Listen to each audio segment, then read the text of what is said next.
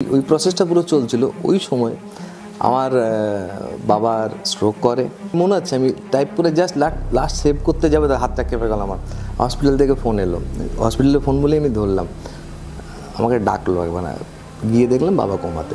আমি এখনও আউটসাইডার। হ্যাঁ, এখন যেমন দাঁড়িয়ে আমি যদি বলি, ধর যদি খাদান পার্ট 2 করি, বলি ওটা 3 ঘন্টায় বানাবো, রাজি আছে। আমার ছবি সাকসেসফুল হয়েছে, এটাই আমার কাছে তৃপ্তি। আমি কনফার্ম ছিলাম শ্যাম মাহাতোর যে অরা ক্রিয়েট হবে ফিল্মে, তারপর যখন মধু আসবে কিছুক্ষণ মধুকে মেনে নিতে অসুবিধা হবে লোকের। মোহনদাস হচ্ছে কৃষ্ণের পলিটিক্যাল মাইন্ডটা। আমার কাছে মোহন ভিলেন নয়, কিন্তু আমি হলে খাদান দেখিনি এখনো, কিন্তু হলে পুষ্পা 2 দেখতে গেছিলাম।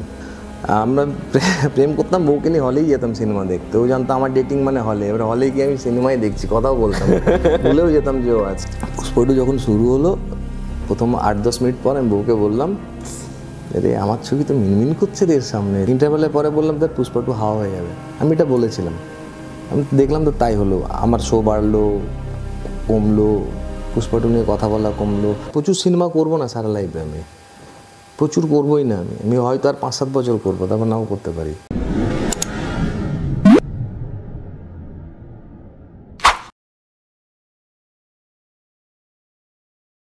রিনোদা, ফার্স্ট অফ অল কংগ্রেচুলেশনস, এত বড় সাকসেস খাদানের।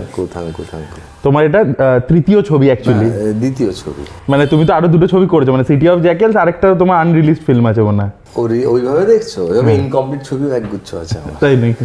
3টে ইনকমপ্লিট ছবি আছে আমার। 3টে ছবি করতে গিয়ে হয়নি, তার মধ্যে একটা পরে আমি ধীরে ধীরে কমপ্লিট করছি এখন।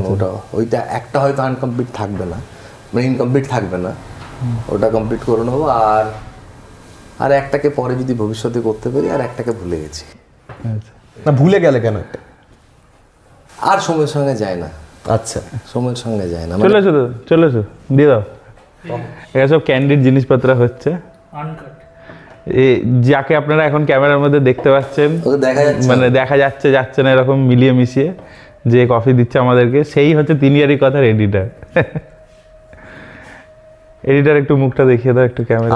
আয়ুষ যা প্রবলেমের জন্য আপনারা যদি গালাগালি দিতে চান, একে খুঁজে দেবেন। তোমার তো অনেকে সাউন্ড নিয়ে গালাগালি দেয়, ওটার জন্য কাকে দেবো? ও আবার কাঁধে চলে এসছে, দেখা গেল এখানে বসে দেখা। আচ্ছা, তোমাকে একটা জিনিস বলো, আমরা না তোমাকে বুঝতে পারছি না। ও যেমন সুজিত দা বলবে, ও রিনোদা বলবে, আমি সুজিত রিনো বলবো। সুজিত দত্ত বলবো না রিনো দত্ত বলবো, কোনটা বলবো? এটা রিনো আমার ডাক নাম। আচ্ছা, সুজিত দত্ত মানে অফিসিয়াল নাম। আচ্ছা, চেক কাটলে ওটাতে কাটে। তোমাদের ফেসবুকে বোধহয় রিনো শব্দটা লেখা রয়েছে বোধহয়। হ্যাঁ, আমি তো আসলে ভেবেছিলাম মিডিল নেম হচ্ছে রিনো। না, মিডিল নেম রিনো না, এটা লোকে করে দিয়েছে, এটা মিডিয়ার থেকে করে দিয়েছে। এই রিনোর ব্যাপারটা বলি এবারে তোমার, কেন রিনোটা রাখা। আমি সিটি অফ জ্যাকেলস প্রথমে যখন তার অ্যানাউন্সমেন্ট যা ছাড়ছি, প্রথম সুজিত দত্ত দিয়ে ছাড়ছিলাম, তার মধ্যে লোকজন বুঝতে পারেনি। এটা বুঝলাম যখন টিজার ছাড়লাম, একদম একটা প্রি টিজার, মানে এটা ওই ছেড়েছিলাম, একটা মোশন একটা ভিডিও ওরকম ছেড়েছিলাম। তো আমাকে আমার এক বন্ধু পাঠিয়েছে, তোর মতন কাজ করেছে দেখ ছেলেটা। আমার আচ্ছা, আমার নামটা পড়, ব্যাস। তারপর থেকে রিনোটা দেওয়া শুরু করলাম, কারণ সুজিত নামে যেহেতু বেশিরভাগ লোকই চিনতো না আমাকে এখানে, তার জন্য ওটা দিয়ে কানেক্ট করা। তারপরে এখন সুজিত দত্তই থাকছি। আচ্ছা, আমরা এই আলোচনায় আসার একটা জিনিস বলি। আমাদের এই তিনিয়ারি কথা ফার্স্ট এই পডকাস্ট বা ফার্স্ট ইন্টারভিউ, ফার্স্ট আড্ডা হচ্ছে তোমার সাথে। হ্যাঁ, তোমার নিজেকে লাকি মনে হচ্ছে? অবশ্যই লাকিয়েস্ট লোক ভাই। 3 জনের সঙ্গে আমি প্রথম তিনিয়ারির কথা নামটা কোথা থেকে এলো? তিনিয়ারি কথা তো একটা ফেমাস সিনেমাও আছে, জানো, আটকে ছিল মাঝখানে বহু বছর। দেখেছি। হ্যাঁ, তো আমরা ভাবছিলাম নাম কি দেবো। আর 3 জন যেহেতু ছিল, আরেকটা নাম ছিল যেটা পছন্দ ছিল আমাদের, সেটা হচ্ছে ত্রয়ী। তারপর আমরা এই নামটার সঙ্গে আফটার এগিয়ে যাই। মিঠুনদার ছবি। আমাদের ওই নাম দুটোর মধ্যে একটা নাম পিক করলাম, তিনিয়ারি কথা। ভালো নাম। আচ্ছা, আমি শুনছি তুমি মিঠুনদার ফ্যান। এটা কে বললো? আমি শুনেছি। এটা তো এখন তো তোমাকে বলবো না আমি কে বলেছি, কিন্তু মিঠুনদার ফ্যান, এটা সত্যি কথা? হ্যাঁ, অনেকটা, ভীষণভাবে। মিঠুনদা বলতে অ্যাক্টর মিঠুনদার ভীষণ ফ্যান, অ্যাক্টর মিঠুনদার, ডান্সার মিঠুনদার ভীষণ ফ্যান। মিঠুনদাকে নিয়ে ছবি টবি তাহলে তো হচ্ছে নাকি? সুযোগ হলে হবে, মানে ছবি ওইভাবে কি করে, মানে কাউকে ভেবে ছবি বানানো তো খুব মুশকিল আছে। আগে তো লেখা আসবে, লেখা এলো, তারপরে দেখবো কাকে যাই তাকে, তারপর আমি তাকে বলতে পারি উনি করবেন কিনা, সেটা তো ওনার উপর। মানে আগে তুমি গল্পটা লিখে নাও, তারপরেই মানে এই খাদানের ক্ষেত্রেও তাই হয়েছে। খাদানের ক্ষেত্রেও তাই না। আমাকে সুজিত, আমি একটা জিনিস জাস্ট, অনেকে তো দেখছে যারা ধরো মানে ফিল্ম মেকার হতে চায় বা নতুন নতুন এসে কাজ করছে, এখন ধরো অ্যাসিস্ট্যান্টের কাজ করছে বলছে, না আমি ঘামেই হচ্ছে কোনো এর জন্য না, ঠিক আছে সাউন্ড ঢুকে যাবে আমাদের, লোকে এমনিতেই গালাগালি দেয় সাউন্ড নিয়ে আমাদেরকে। না আমি বলছি যে তুমি একটা জিনিস আমাকে বলো, যে তুমি ধরো ইন্ডিপেন্ডেন্ট ভাবে যে ছবি করছো সেটা আমরা জানি, তুমি যে এই যে বললে যে আমি অল্প অল্প করে ফান্ড আসছে সেই অনুযায়ী ছবি করছি, এটা তো একটা দিক গেল, এটা এক ধরনের ফিল্ম মেকিং এবং এটা তুমি করেছো অনেকদিন ধরে। সিটি অফ জ্যাকেলস ওরকম ছোট ছবি ছিল, কিন্তু সেখান থেকে এই যে একটা খাদানের মতো ছবি, একটা কমার্শিয়াল হিরো, একটা এরকম ব্যাকিং, এই ধরনের প্রমোশন, তো এই যে পৌঁছানো, সব থেকে প্রথমত সবাই মানে জিজ্ঞেস করে যে আমি পৌঁছাবো কী করে, হিরোর কাছে পৌঁছাবো কী করে, তাকে কনভিন্স করবো কী করে, যেহেতু আমার আগে সেরকম বডি অফ ওয়ার্ক নেই, তুমি নতুন ডিরেক্টর কম্পারেটিভলি, তো এই যে প্রসেসটা এটা যদি আমাদেরকে প্রথমে বলো একটু। এটার কি প্রসেস আমি জানি না, আমার ক্ষেত্রে কি ঘটেছে আমি সেটা বলি। আর যেটা ওখান থেকে আমি ফিডব্যাক পেয়েছি এবং যেটা দেব ভেঞ্চার্সে বুঝতে পেরেছি, ওরা গল্প খোঁজে, ওদের কাছে নতুন ছেলে পুরনো ছেলে ম্যাটার করে। আমি একটা সময় হয়েছিল যে শুরুর দিকে যখন হ্যাঁ বলে দিয়েছে, তারপর চলছে শিডিউল কখন করবো কিনা, এটা ম্যাসিভ বাজেটের ব্যাপার ছিল, তো ওই জায়গার থেকে একটু টাইম যাচ্ছে, সঙ্গে রাইটিং আরও ডেভেলপমেন্ট চলছে। এই সময় একদিন একটা সিচুয়েশন এলো যে একজন ডিরেক্টরের নাম, তিনিও পিচ করেছেন এবং যে কোনো একটা করতে পারবে ওই সময়ে, তাই বললাম তাহলে তো আমার তো প্রশ্নই নেই। এটা 22-এর ঘটনা না আরও আগের? না এটা 23-এ, এটা 23, আচ্ছা 22-23 যাও। তা আমি বলেছিলাম দেবদাকে, তাহলে তাকে ওটাই হবে স্বাভাবিকভাবে। বলছে না আমি তো ওইভাবে ভাবি না, আমার কাছে গল্পটা আসল। তারপরে দেখলাম হ্যাঁ আমারটাই হচ্ছে, তারপরে আমারটা হতে আরও টাইম লাগলো, এই লাগলো, অনেক কিছু হলো, সেটা অন্য কারণে, নানা কারণে। মানে আরেকজন যে ডিরেক্টর ছিলেন তিনি এক্সপিরিয়েন্স ডিরেক্টর, অনেকদিন ধরে কাজ করে এরকম। আচ্ছা আচ্ছা সুজিত দা, একটা জিনিস আমাকে বলো, সেটা হচ্ছে আমরা এখন এটা কমপ্লিট করিনি, ওই যেটা বললো পৌঁছানোটা। ও আচ্ছা আচ্ছা, তো ওই জায়গা থেকে আমি গল্পের কথা বললাম। একটা কাজ প্রথমে করে নিতে পারলে ভালো হয়, তাতে কি হয়, তুমি কি করতে চাইছো হোলসাম একটা কাজ যে সামলাতে পারো, ছোট পরিসরে হোক, সেটা একটা বলার জায়গা তৈরি হয়। ওই জায়গার থেকে একটা দুটো কাজ করে নেওয়া, সঙ্গে একটু এক্সপিরিয়েন্সও গ্যাদার হয়ে যায়, তাতে কি অ্যাসিস্ট করা আর নিজের হাতে কাজ করার মধ্যে অনেকটা ফারাক থাকে। তো দুটো অন্য জিনিস একদমই। আর শর্ট ফিল্ম বলা ওতেও গল্প বলা, ফুল লেন্থ বলা ওতেও গল্প বলা, কিন্তু প্ল্যানিং বদলে যায়, তোমার সাইকিটা, মাইন্ড স্পেসটা পুরো বদলে যায় তখন তুমি যখন ওই পরিসরে দেখবে। এবং তার সঙ্গে আরও অনেক রকমের প্রেসার, অনেক তামঝাম থাকে, সেটা তুমি হ্যান্ডেল করার ওই প্র্যাকটিস, ওটার থেকে একটু কনফিডেন্স পায় না, ছেলেটা একটা কাজ করেছে, ওইটুকুই হতে পারে, না করেও হতে পারে। ভালো কন্টেন্ট তুমি যদি পরিষ্কারভাবে দেখাতে পারো তাহলে হবে। ওই জায়গায় পিচ করতে হয় আর কি। আর আচ্ছা এই জায়গা থেকে আমি আর একটা ইনিশিয়েটিভ নিচ্ছি, মানে একটা মগজমারি নাম দিয়ে একটা ইনিশিয়েটিভ নিচ্ছি। সেখানে বলতে পারো কাইন্ড অফ রাইটার্স রুম বানাচ্ছি। কারণ আমি দীর্ঘদিন ধরে দেখেছি অনেক ছেলেপিলে আছে জানে না লেখা পাঠাবে কোথায় জানে না। আমাকেও প্রচুর জায়গায় লেখা এরকম দুমদাম দেয়, তো তার মধ্যে ধরো 10টা লেখার মধ্যে 9টা তুমি খাজা লেখা পড়লে, 10 নম্বর লেখাটা ভালো ছিল পড়লে না, এনার্জি পেলে না, ওটাই হয়তো ভালো ছিল। এরকম ঘটেও থাকে অনেক। তারা কমপ্লেনও করে আমাদের তো ব্যাকিং নেই, চেনা নেই, জানা নেই, প্রোডাকশন হাউসে পাঠালে দেখে না। আরে তারাও দেখে না, কারণ তাদের ওই প্রসেসটার মধ্যে দিয়ে যেতে যেতে তারাও হেজে যায়। মানে ধরো অনেকগুলো পড়েছে ভালো লেখা, মানে ভালো লেখা পায়নি, যে ছেলেটা ভালো ছিল তাকেই মানে মিসজাজ করে ফেললো। তো ওই জায়গার থেকে একটা ইনিশিয়েটিভ নিচ্ছি, জাস্ট রাইডারকে একটু গ্রুম করা, আলটিমেটলি তার বিলিফ সিস্টেমটার ওপর একটু কাজ করা, তারপরে লেখা ফাইন টিউন করে দিয়ে জাস্ট পাঠিয়ে দেবো, মানে উইদাউট কোনো মানিটারি কিছু রেখে জাস্ট পাঠিয়ে দেবো। তাহলে কি শর্ট লিস্টেড করে যদি আমার একটু চেনা জানা হয়েছে এই সূত্রে, আমি যদি পাঠাই 2-4 জায়গায়, সব জায়গায় মানে তো আমার ওটা হয়নি, 2-4 জায়গায় যদি পাঠাই আমি, তো ওরা শুনবে। আপনার হচ্ছে একটু অ্যাক্সেস থাকার কারণে আমি বুঝতে পারছি মানে এর এটা দরকার, ওর ওটা দরকার, ওই ধরনের কন্টেন্ট চাইছে, ওর কাছে কন্টেন্ট আছে পৌঁছচ্ছে না, জাস্ট আমি শুধু ওইটা করবো একটা। আমার মনে হলো যে না এইটুকু করা দরকার মনে হলো আমার ওই জায়গার থেকে। সঙ্গে আমিও অনেকগুলো নতুন ছেলের সঙ্গে কাজ করার ফলে কি আমারও আদান প্রদান হতে থাকবে, তো এটা করব। তো প্রসেস এটাই, ভালো কন্টেন্ট থাকলে পিচ করুক, তারা হাউসগুলোতে পিচ করুক, তারা চাইছে, কন্টেন্টের ভীষণ খিদে আছে। সুজিত আমাকে একটা কথা হলো যে এই রিসেন্টলি আমরা দেখছি যে মানে পিচিংয়ের সময় AI দিয়ে ট্রেলার তৈরি করা হচ্ছে, কারণ বাংলাতেও শুরু হয়ে গেছে, তো এইগুলো কি খাদানের ক্ষেত্রে কিছু করেছিল?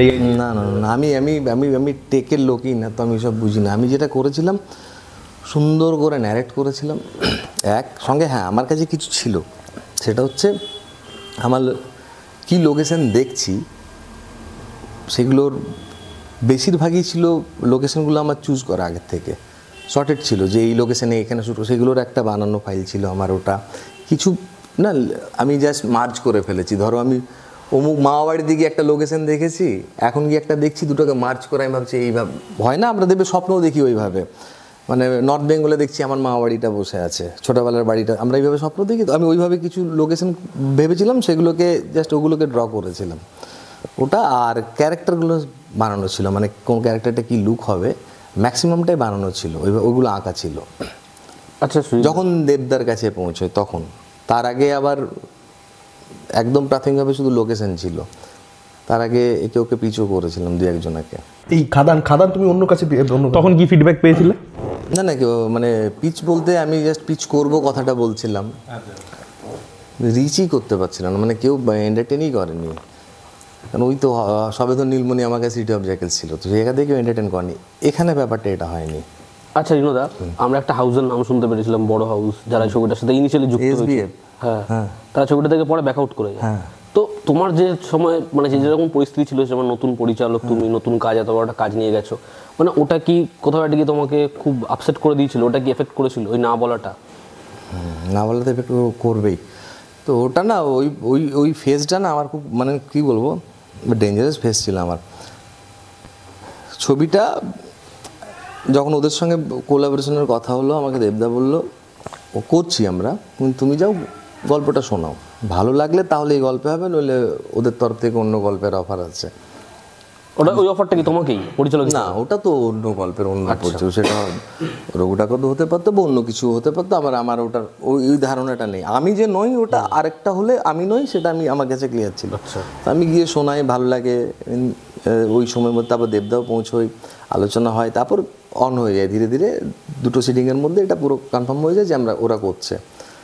তারপর একটা ওখানে প্রি প্রোডাকশন চলতে থাকে আমাদের, আমি অডিশনও চলে ওখানে, টিম তৈরি হওয়া শুরু হয় তখন। এ আর্ট করছে, অমুক করছে, যারা যারা করছে, কয়েকজনকে আমরা আগেই অনবোর্ড করেছিলাম, তাদের কথা তো তারা আবার রইলো, বাকি ওই প্রসেসটা পুরো চলছিল। ওই সময় আমার বাবার স্ট্রোক করে, আমি যাই, বাবাকে হসপিটালে অ্যাডমিট করি, একদিন পরে আবার আসি, কারণ আমার যেহেতু প্রি প্রোডাকশন চলছে। আমি যাতায়াতের প্রসেসের মধ্যে বাবাকে একটা হসপিটাল থেকে আরেকটা হসপিটালে শিফট করি, বাবা কোমাতেও যায়। যেদিন কোমাতে গেল বাবা, তখন আমি লিখছি, হসপিটাল খুব কাছেই ছিল, খুব যেখানে ছিলাম আমি, সেকেন্ড হসপিটাল ওটা। আমি জাস্ট লিখছি, মানে তখন এই রোম্যান্টিক সং যেটা মধুর পিরিয়ড আছে, তোমরা সিনেমাটা সবাই দেখেছো তো, মধুর পিরিয়ডের যে রোম্যান্টিক সং আছে তার একটা মন্তাজ বানাচ্ছিলাম, পুরো মন্তাজ। ওটা আমার একটা বেসিক ছিল, ওটাকে আরও ডেভেলপ করছিলাম। তো ওটা আলোচনা করেই করছিলাম, ও বলেছিল আমাকে, এবং সেখানজিও বলেছিলেন এতে এটা দাও, এটা দাও, উনি খুব ভালো ইনপুটস দেন, ভালো মানে খুব ভালো, উনি স্ক্রিপ্ট খুব ভালো বোঝেন। তো ওটা আমি মেনে তখন আমি আরও ওটাকে আরও ডেভেলপ করছি। আমি মনে হচ্ছে আমি টাইপ করে জাস্ট লাস্ট সেভ করতে যাবে, তার হাতটা কেঁপে গেল আমার। হসপিটাল থেকে ফোন এলো, হসপিটালে ফোন বলেই আমি ধরলাম, আমাকে ডাকলো একবার, গিয়ে দেখলাম বাবা কোমাতে। সেই রাতে থেকে আবার পরের দিন আমি এসে আবার এখানে অডিশন নিয়েছি। তার কদিন পর বাবা মারা গেলেন, সেপ্টেম্বরের 2 তারিখে। তার কিছুদিন পর এসে ডিরেক্ট ওরা না বলেনি আমাকে, আমার এটা মনে আছে, 17 সেপ্টেম্বর বিশ্বকর্মা পুজো ছিল, দেবদার অফিসে এসে দেখা করলেন, ওনারা কথা বললেন আমাকে, জি রিনো মিলতে বলে হাক করে চলে গেলেন। জাস্ট 18 তারিখ বা 19 তারিখে আমাদের লোকেশন রেখেছিল, পসিবলি 18 তারিখই ছিল, তো ওটা আমাদের পিছিয়ে দিতে বলা হলো। ওই তারপরে আস্তে আস্তে 3-4 দিনের মধ্যে ওটা পুরোপুরি না হয়ে গেল। তো ওটা তো একটা ধাক্কা হবেই, কিন্তু ধাক্কা হলো গিয়ে আমার একটা ব্যাপার আছে, আমি ধরো মানে একদম ভেঙে দুমড়ে মুচড়ে যায় না, আমার এটা অদ্ভুতভাবে আমার যাই না, এই মানসিকতাটা আছে। ধরো যত ধাক্কা দেবে আমি সঙ্গে সঙ্গে, যদি বড় ধাক্কা, ছোটো ধাক্কাতে কষ্ট পেতে পারি, বড় ধাক্কাতে আমি প্যারালি কিছু একটা ভেবে ফেলি কনস্ট্রাকটিভ, এইটা খুব আকাশ কুসুম ভাবতে পারি, কিন্তু ভেবে নিই যাতে ওতে আমি মানে নিজেকে একটা করে ফেলতে পারি, মানে তোটা হয়েছিল একটা। ওরা কেন সরে গেছিলো তার তো আমার কাছে উত্তর নেই, জানি না, সেটা নতুন পরিচালক বলেও হতে পারে, ফান্ডিংয়ের প্রবলেমও হতে পারে। মেইনস্ট্রিম সিনেমাকে এইভাবে বিলিভ তো অ্যাকচুয়ালি করছিল না, বা করেওনি কখনো, তাদেরও ওই প্র্যাকটিসটা কখনোই ছিল না, গোটা ইন্ডাস্ট্রির ওই প্র্যাকটিসটা ছিল না যে মেইনস্ট্রিম সিনেমা অরিজিনাল গল্পে করা যেতে পারে। 2-1টা হয়েছে, দু একটা বলতে কিছু তো আনসাকসেসফুল আছে, কিছু ভালোভাবে হয়েছিল দু একটা, কিন্তু সেগুলো তো ওইভাবে সফলতা পায়নি। লাস্ট 10-12 বছরে মেন স্ট্রিম মুভি হয়নি, এই জায়গা থেকেও ভয় পেয়ে থাকতে পারে, যেটা প্রথম থেকে সবার ছিল একটু, মানে এইসব এই আর কি। এই ঘটনাটার কতদিন পর দেবদা ঠিক করবে দেবদা এই ছবিটা প্রডিউস করবে? এটা আমাদের তারপরে তো ধীরে ধীরে একটা সময়ের পর তো অন হয়ে গেল এটা। ওই সময় দাঁড়িয়ে আমাকে অন্য ছবিও বলেছিল দেবদা কোথায়, যেটা অ্যাকচুয়ালি প্রথম আমি পিচ করেছিলাম। ওটা কি মেইন স্ট্রিম? অ্যাম্বুলেন্সের গল্পটা? না না, এটা অন্য অন্য একটা গল্প, অন্য গল্প। আচ্ছা রিনোদা, আমাকে একটা কথা তুমি বলো, তুমি সম্পূর্ণরূপে একজন আউটসাইডার, তুমি একদম বাইরে থেকে ইন্ডাস্ট্রিতে এসে কাজ করছো। আমি এখন আউটসাইডার, হ্যাঁ।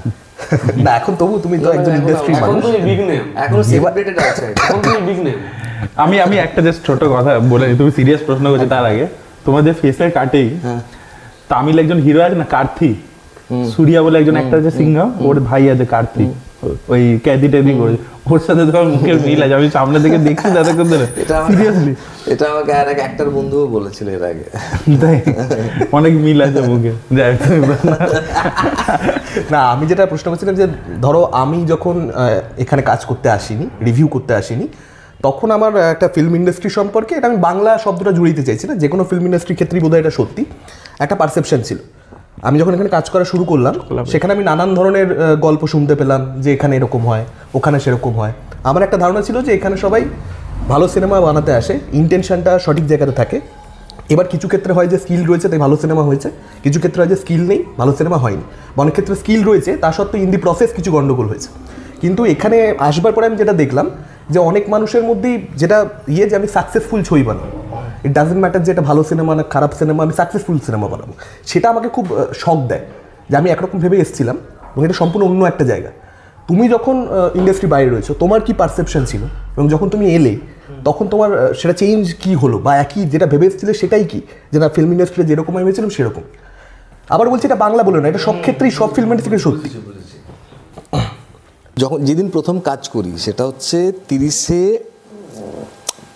30শে মে ছিল, ওটা 2003, পসিবলি শনিবার ছিল। তখন আমার এজ কত, তখন আমার না এই আইডিওলজি, এই বিলিফ সিস্টেম মানে আমার কি তৈরি হয়নি। আমি তো খুব কাঁচা মাথা তখন, আমি সিনেমা বানাতে এসেছিলাম। ব্যাক অফ দ্য মাইন্ড নিশ্চয়ই সিনেমার গ্ল্যামার টানে, নাহলে আমি যদি বলতাম আমি লিখতে ভালোবাসি, আমি সাহিত্যিকও হতে পারতাম। তো আমি রিয়েকশান দিতে চাই, আমি নাটকও রিয়েকশান দিতাম, আমি সিনেমাই বানাতে এসেছিলাম। আমি তখন না অত কিছু ভেবে আসিনি। তাই এখন আমি সত্যি আমি সাকসেসফুল ফিল্মই বানাতে চাই, কিন্তু আমার মতন করে। না না, আমি সাকসেসফুল ফিল্ম বানানোর মধ্যে কোনো সমস্যা আছে আমি বলছি না, আমি বলছি তুমি সমস্যা আছে বলেছো। এবার এটার থেকে আর একটা অন্য কথা বলি, যেমন ধরো আমি সিটি অফ জায়গায় যখন বানালাম, আমি জানতাম এটা লার্জার অডিয়েন্সকে কখনো এটা পৌঁছবে না, ওই জন্য আমার ওটা নিয়ে মাথা ব্যথাও ছিল না লার্জার অডিয়েন্সকে, কিন্তু অতটাও কম হবে ওটাও ভাবিনি আমি, কারণ আমি তো পৌঁছতেই পারিনি, আমি ডিস্ট্রিবিউটই করতে পারিনি। আমার মনে হচ্ছিল ডিস্ট্রিবিউট একটু করতে পারলে হয়তো আরেকটু অডিয়েন্স দেখবে, লার্জার অডিয়েন্সের ফিল্ম নয় ওটা। তো ওই জায়গার থেকে আমার ওই ক্ল্যারিটিটা বরাবরই আছে, আমি কি বানাচ্ছি, কাদের জন্য বানাচ্ছি সেটা। এবার তারপর পারলাম না পারলাম সেটা অন্য বিষয়। আমি একটা সাকসেসফুল ফিল্মই বানাতে চাই, কমার্শিয়ালি মানে বক্স অফিসে টাকা ঝনঝন ঝনঝন করে পড়বে এটা আমি চাই, পছন্দ করি। পয়সাই পয়সা হোগা। হ্যাঁ, পয়সা পয়সা। মানে তুমি আর সিটি অফ জ্যাকেলসের মতন রিয়েলিস্টিক ছবি তুমি আর বানাবে না? না, বানাবো, মানে যেটা ধরে নাও তুমি জানো আগে থেকে যে এটা অত বেশি পেনিট্রেশন হবে না মাসেসদের মধ্যে। বানাবো আমি রিয়েলিস্টিক ফিল্মই বানাবো, কিন্তু সেটা দেখতে এইভাবে হবে, বড় করে। আমি খাদান অনেকটা বেশি রিয়েলিস্টিক যেতে পারতাম কমার্শিয়াল এই ব্যাপারটা রেখেই, কিন্তু প্রথমবার আমিও কিছুটা ধন্দে, আমি 100% কনভিন্স করাতে পারবো না, পুরো ছবিটা দেখাতে পারবো না। সঙ্গে দেব, আমি যখন ওই বড় নামটা পেয়েছি, ওটাকে পুরো এনক্যাশ করতে হবে কিভাবে, ওই জায়গা থেকে আমি আরেকটু ওভার দ্য টপ চলে গেলাম। মানে আমি ওইভাবে ভাবি না যে মেন স্ট্রিম সিনেমা রিয়েলিস্টিক অ্যাপ্রোচে হতে পারে না, মানে আমি এটাভাবে ভাবি না, হতে পারে। তো অসুরন দেখেছি তো আমরা ভীষণভাবে মেন স্ট্রিম সিনেমা। তো এটা তামিল আজকে নয়, তামিল ইন্ডাস্ট্রি বহুদিন ধরে করে আসছে, ওদের প্রচুর সিনেমা দেখবে ক্রিটিক্যালিও অ্যাক্লেমড হচ্ছে, বক্স অফিসেও টাকা ঝনঝন ঝনঝন করে পড়ছে। আজ থেকে নয়, কিন্তু 35-40 বছর আগেও যখন বলতো ওদেরকে মরা ইন্ডাস্ট্রি, আমরা জানতাম না, আমরা মরা বলতাম, তখন থেকেও ওরা করে আসছে। তো এটা হতে পারে, তোমার গল্প তুমি করো না ওইভাবে। এইবারে তারপর তো কতটা রিয়েলিস্টিক কতটা ওভার দ্য টপ সেটা তো অন্য বস্তু, তুমি কিভাবে বিলিভ করো। শুধু তোমার ব্যাকগ্রাউন্ডটা সম্পর্কে বলো না, মানে তুমি, আমি যেহেতু মানে প্রথমে শুনেছিলাম না ব্যাকগ্রাউন্ড না খাদান, মানে আমি শুনেছি তুমি ওই এলাকারই ছেলে। তো আমি অ্যাকচুয়ালি 2022-এ প্রজাপতি যখন প্রমোশন হচ্ছিল তখন দেবদাকে, মানে আমি শুনেছিলাম তখন ইন্ডাস্ট্রির মধ্যে যে এরকম দেবদা একটা কোল মাফিয়া নিয়ে ছবি করতে চলেছে 2022-এর ডিসেম্বর। তো তখন আমি ইন্টারভিউ করবার সময় জিজ্ঞেস করেছিলাম যে তুমি প্রজাপতি ছবিটা যখন রিলিজ করছে 2022-এর ডিসেম্বরে, তখন আমি ইন্টারভিউ করতে গেছিলাম। তো তখনই আমি জিজ্ঞেস করছিলাম যে তুমি এরকম একটা সাবজেক্টে ছবি করছো? তো বলেছিল হ্যাঁ আমি অনেক রকমই এরকম খুঁজছি, স্ক্রিপ্ট খুঁজছি, এরকম বলেছিল। তো আমার কথা হচ্ছে যে পরে যখন আমি শুনলাম, মানে তখনও অফিসিয়ালি অ্যানাউন্স হয়নি, বাট ইন্ডাস্ট্রির মধ্যে থেকে শুনেছিলাম যে এরকম একজন করছে এবং সে ওই ব্যাকগ্রাউন্ডেরই ছেলে। আমাকে একজন প্রোডাকশন ম্যানেজার বলেছিল আর কি, নাম বলবো না তাহলে আমার ইনফরমেশনের সোর্স রিভিল হয়ে যাবে। তো তো তুমি ওই ব্যাকগ্রাউন্ডটা সম্পর্কে বলো যে মানে তোমার ব্যাকগ্রাউন্ডটা, কারণ সেটা সিনেমার মধ্যে আর কি দেখতে পাওয়া যায়, তো সেই জন্য বলছি। আমি এক জায়গায় থাকিনি ছোটোবেলার থেকেই, নানা কারণে। জন্ম এক জায়গায়, সেটাও আশেপাশে কয়লাঞ্চল, একদম যেটা দেশের বাড়ি সেটাও আশেপাশে কয়লাঞ্চল। তারপরে এসে আমি বাঁকুড়ায় থাকি, কাকা থাকতো, আমি ওখানে এসে থাকি। প্রথম দুটো জায়গা কোথায়? একটা হচ্ছে যেখানে শুটিং করলাম তার থেকে খুব কাছে, তোমার পশ্চিম বীরভূম পড়ে, দুবরাজপুর, ওখানে। তারপর হচ্ছে পুরুলিয়ার একদম পুরুলিয়া ঝাড়খণ্ডের বর্ডারে, খুব সামনে গেলে তুমি পেয়ে যাবে ভাগা, ধানবাদ, একদম খুব কাছাকাছি। ঝরিয়া ওখান থেকে 35-40 কিলোমিটার, তাও নয় বোধ হয়, আরও কম 30 কিলোমিটার ভেতরে হবে ওইটা। আর আত্মীয় স্বজন বিভিন্ন জায়গায় কয়লাঞ্চলে চাকরি করে থাকে, তো এদের বাড়ি যাওয়া থাকা এই ব্যাপারগুলো তো ছিল বরাবর। তারপর পুরো আসানসোল দুর্গাপুর জুড়ে আত্মীয় স্বজন ভর্তি, আর আমি ওই একটু স্কুল কম এদিক ওদিক করে বেশি কাটিয়েছি। তো ওই জায়গা থেকে আর কয়লার গল্প ছোটোবেলা থেকে ওই জন্য শুনছি, নানা রকম শুনতে না খুব ওই কয়লার গল্পগুলো এমন না তোমার মজা দেবে, কিন্তু মানে ঘটনা কিছু শুনবে, এবারে ধরো এ কয়লা রিলেটেড নয়, এও গল্প শুনেছে, ওই পাড়ার ছেলে ও বলছে, ওটা তোমার মজা লাগবে এবং তুমি ওই ব্যাকড্রপে ওখানে বসেই শুনছো। ধরো ওখানে আমি থাকি, তো ওখানে গিয়ে শুনছি, তো অন্য মজা। আর কনসিয়াসলি এটার উপর আমি কাজ করা শুরু করেছি 2015 থেকে। কাজ মানে একদম মানে ওই ফিল্ডে গিয়ে কাজ করেছি 2015 থেকে, আজও কাজ চলছে। মানে গিয়ে ওই লোকজনদের সঙ্গে কাজ করা, ঢোকা ভেতরে যতটা ঢোকা যায়, মানে এপার থেকে নয়, আমি এপার থেকে দেখেছি জিনিসটাকে, এপার থেকে সময় কাটানো, তাড়া খাওয়া সবই আছে আমার, তাড়া খাওয়া, তুলে নিয়ে যাওয়া সবই আছে মানে ক্রাইম ওয়ার্ল্ড। না এই যে কিন্তু অতটা অথেন্টিক দেখতে পাওনি কেন, অতটা করা যাবে না। আচ্ছা অতটা করা যাবে না কেন? করা যাবে না মানে সেটা আমাদের সিনেমাতে বসে অনেক রাজনৈতিক হয়ে যাবে। আচ্ছা, করা যাবে না। মাফিয়াদের প্রবলেম নেই, তাদের নিয়ে বললে না প্রবলেম নেই, তাহলে প্রবলেম কার? রাজনৈতিক প্রবলেম হয়ে যাবে, অনেক কিছু হয়ে যেতে পারে। আমি বলছি ঠিক আছে, তুমি ধরো ফিকশনালাইজ করে দেখা যাও। আমি একটা ক্রিটিসিজম পয়েন্টে আছে, আমাদের যেটা ক্রিটিসিজম ছিল মানে তিনজনেরই ছিল, আমি কোয়েশ্চেনটা করে দিচ্ছি। সেটা হচ্ছে যে এই যে মানে অপারেশনটা কিভাবে হচ্ছে, মানে এই যে প্রথমে আমরা দেখেছি শ্যাম মাহাতো এবং ওর সাথে যিশুদার ক্যারেক্টারটা মোহনদাস, দুজন মিলে একটা কয়লা ট্রেন লুট করলো, নিয়ে এলো, আমাদের সুমিতদার রয়েছে ওখানে, একটা অ্যাকশন হলো, তারপর থেকে ওরাই বিজনেসটা করতে শুরু করছে। কিন্তু ওরা এই যে অপারেশনটা কিভাবে করছে, তারপর এই যে সিন্ডিকেটটা ফর্ম করা, ঠিক আছে, বা এই কয়লাটা কোথায় পাচার হচ্ছে, কিভাবে সেটা হচ্ছে, এই ডিটেলে যায়নি। এই ডিটেলগুলোতে মানে গেলে না কেন, মানে এইগুলো তো ইন্টারেস্টিং হতে পারত। হ্যাঁ ইন্টারেস্টিং হতো, তো ছবিটাও লেন্থে বড় হয়ে আমি লিখেছিলাম, অনেকটা বড় ছিল আমাদের। তো তারপর তো ছোট করার জন্য ছোট, ওটাও একটা ব্যাপার আছে। বাংলা মেইনস্ট্রিম সিনেমা একটা 3 ঘন্টার বানাবে, এইটাও তো এখন যেমন দাঁড়িয়ে আমি যদি বলি, ধর যদি খাদান পার্ট 2 করি এবং বলি ওটা 3 ঘন্টার বানাবো, রাজি আছে, হ্যাঁ সবাই দেখে নিল এটা করা যায়। তখন শো কমে যাবে, একই ব্যবসার জায়গাটা মুশকিলের আছে, এটা মাল্টিপ্লেক্সের বাইরে গিয়ে ক্যাটার করতে হবে, শো এমনি কমে যাবে, সেখানে কি অডিয়েন্স আছে না আছে সব মিলিয়ে মিশিয়ে আমরা ছোট করতে গিয়ে ম্যাক্সিমাম ব্যাপারটা কেটে গেছে। আর অতটা আরও অনেক হার্ডকোর জিনিস আমি করবো না, একটু ওতেও কনসিয়াস ছিলাম। মানে ধরো একটা ভবিষ্যতে করবো না এটা বলছি না আমি, কিন্তু না একটা যেরকম খুব ইন্টারেস্টিং ব্যাপার ছিল যে প্রদীপ দা উনি যে রোলটা করেছেন, এই যে একটা নিয়ম ওখানে তুমি দেখাচ্ছিলে যে ওখানে যে মারা যাবে তার বডিটা দেওয়া হবে না, সেটাকে ওখানে ডাম্প করে দেওয়া হবে। এটা তুমি গানের মধ্যে একটা মন্টাজে দেখিয়ে বেরিয়েছিলে, একটা মিউজিক মন্টাজে ওটা চলে গেছিলো। তাই জন্য আমি প্রথমবারে যখন ছবিটা দেখছি আমি রেজিস্টার করিনি ওইটা, তারপর গিয়ে দেখছি আচ্ছা ওই রুলটা আছে, এরকম ব্যাপার ওর বাবা বানিয়ে গেছিলো, তো সেটা হলো। ওটা যেরকম ইন্টারেস্টিং সেরকম ওই ওয়ার্ল্ডের যে আরও যে ইন্টারেস্টিং ব্যাপারগুলো, যে কিছু তো ওদের নিশ্চয়ই রুলস অ্যান্ড রেগুলেশন আছে, সেগুলো যেন কোথাও দেখতে পাচ্ছি। এবং যেহেতু তুমি আগের ওটা যদি একটা মন্টাজে না করে একটা সিনে করতে, তাহলে আমার মনে হয় নেক্সট টাইম যখন মধু মাহাতোর সাথে ওটা হচ্ছে, ও লাফিয়ে জলে পড়ছে, ওটা অনেক বেশি ইম্প্যাক্টটা হতো। ওটা যেহেতু একটা মন্টাজে ক্লিয়ার লোকের কাছে, হ্যাঁ, তো এই জিনিসটা মানে কি তোমার মনে হয়েছে? এগুলো করবো, পরে করবো। না আমাকে যদি এই ক্যালকুলেশনস গুলো না থাকতো তাহলে এই ছবিটা 3 ঘন্টারই তুমি বানাতে আর কি, মানে যদি সময় তোমার কাছে থাকতো এবং এই অ্যাসপেক্ট কয়লা নিয়ে যা ভরা আছে আমার ভেতরে, আমি 8 ঘন্টার ওয়েব সিরিজ লিখে ফেলতে পারি। না সেটা তো অ্যাকচুয়ালি মানে ডেফিনেটলি একটা বিজনেস সাইড রয়েছে, কিন্তু তোমার একটা গল্প রয়েছে। এবার সেটা ডেফিনেটলি প্রডিউসার একটা অ্যাঙ্গেল থাকবে বা যে স্টার কাজ করছে তার একটা অ্যাঙ্গেল থাকবে, কিন্তু এটা তো মানে একটা তো কোথাও একটা পীড়া দেয় যে গল্পটার একটা বুনট ছিল, সেটা এডিটে কোথাও একটা কম্প্রেসড হচ্ছে। কারণ এবার দেখো সেটা তো খুব ভালোভাবে মানে ওয়ার্ক করেছে, বক্স অফিসে সাকসেসফুল হয়েছে, ছবিটা ছোটো করাটা প্রবলেম হয়নি, সেটা পরিষ্কার বুঝতে পারা যাচ্ছে। কিন্তু তবুও কি একটা মানে একটা আর্টিস্টিক জায়গা থেকে একটা না যেহেতু ইনফরমেশন প্রচুর ঠাসা আছে, তো ওই জন্য এটা বলার ছটপটানি থাকে, ওইটুকুই, এর বেশি কিছু না। আমার ছবি সাকসেসফুল হয়েছে, এটাই আমার কাছে তৃপ্তি। বাকি কি ভুল ত্রুটি আছে, আরও কি হলে আরও কত মজাদার হতো, সঙ্গে এটা এক্সপেরিমেন্টও ছিল। কিন্তু অ্যাকচুয়ালি মেন স্ট্রিম সিনেমা ওই হিসেবে যা হয়েছিল এটা এক্সপেরিমেন্টও ছিল, অনেক বেশি তথ্যে ভরে টোরে ওইটাকে ওই জিনিসটাও করতে চাইনি। এটা আরামসে সরে গিয়ে একটা একটু ওই নিজ জনরাগুলোর দিকেও চলে যেতে পারতো এটা। না এই যে তুমি আসুরানের কথা বললে না, আমি দেখছিলাম একটা জিনিস দারুণ হয়েছে, যেটা বাংলা কমার্শিয়াল ছবিতে কোনোদিনও হয়নি, যে শ্যাম মাহাতো হিরো হচ্ছে লোয়ার কাস্ট থেকে আসছে।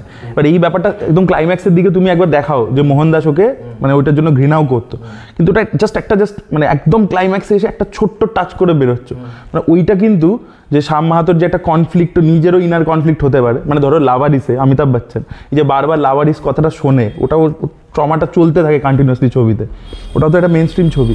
তো এই যে কাস্টের ব্যাপারটা যেরকম আসুরানে এটা প্রিডমিনেন্ট একটা অ্যাসপেক্ট, বা অন্য প্রচুর তামিল ছবি আছে, তুমি নিশ্চয়ই জানবে মারি সেলভারাজ বলে একজন ডিরেক্টর আছে, খুব ভালো কমার্শিয়ালি হিট ছবি বানায়, কিন্তু ওর ছবির মধ্যে দেখবে কাস্টের ব্যাপারটা। এবার তুমি যখন হিরোর চুজ করেছো, আমি ভাবছি কি আরে এটা তো কিছু একটা হবে, কিন্তু দেখছি তুমি এনেওছো কিন্তু একদম জাস্ট ছুঁয়েই বেরিয়ে যাচ্ছ। আমি একটা নতুন পয়েন্ট পেলাম, বলে বলি মাহাতো ওর প্রতি মোহন দাসের কি ওটা করেছি আমি, এই যে ওই যে মানে শ্যাম মাহাতোর নিজের কি হতো এটা থেকে, এটা নিয়ে আমি ভাবিনি, এটা আমি ভাবলাম তোমার থেকে। Thank you.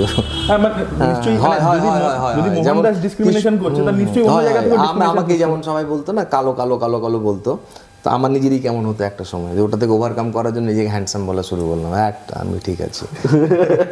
হ্যাঁ একদম ঠিক বলো, যে লাভারিসে যেমন ওর, হ্যাঁ ঠিক ঠিক ঠিক ঠিক ঠিক, এটা আমি আজকে আমি নিজে ভাবলাম, এই অ্যাঙ্গেলটা নিয়ে আমি কাজ করিনি, এই অ্যাঙ্গেলটা ছিল না।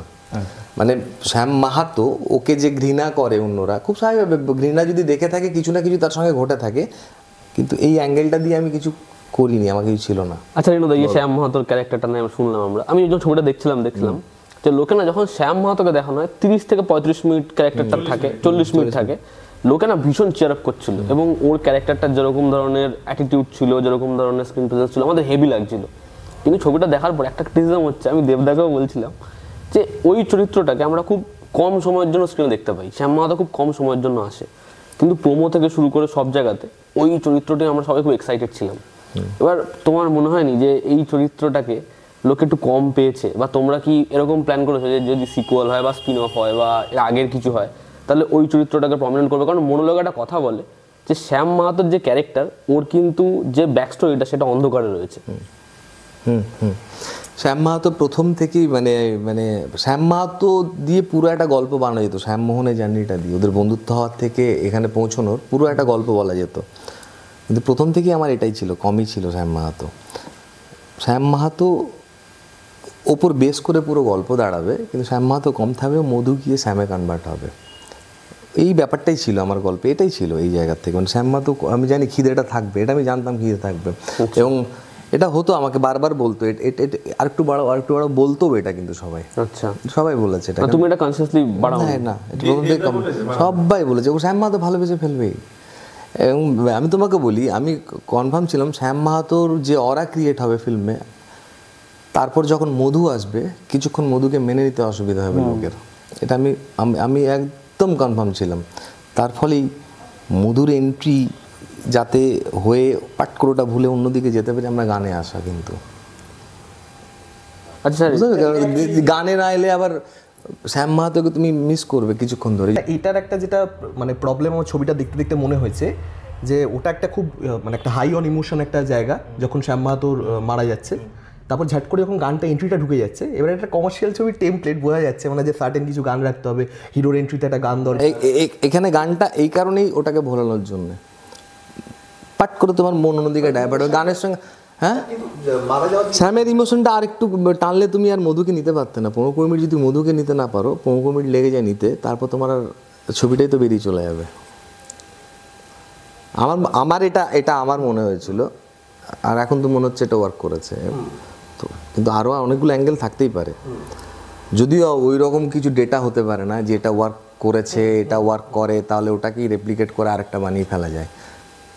এটা ধারণা ওই জায়গার থেকে আমার মনে হচ্ছিলো যে ওখানে ওটা দরকার।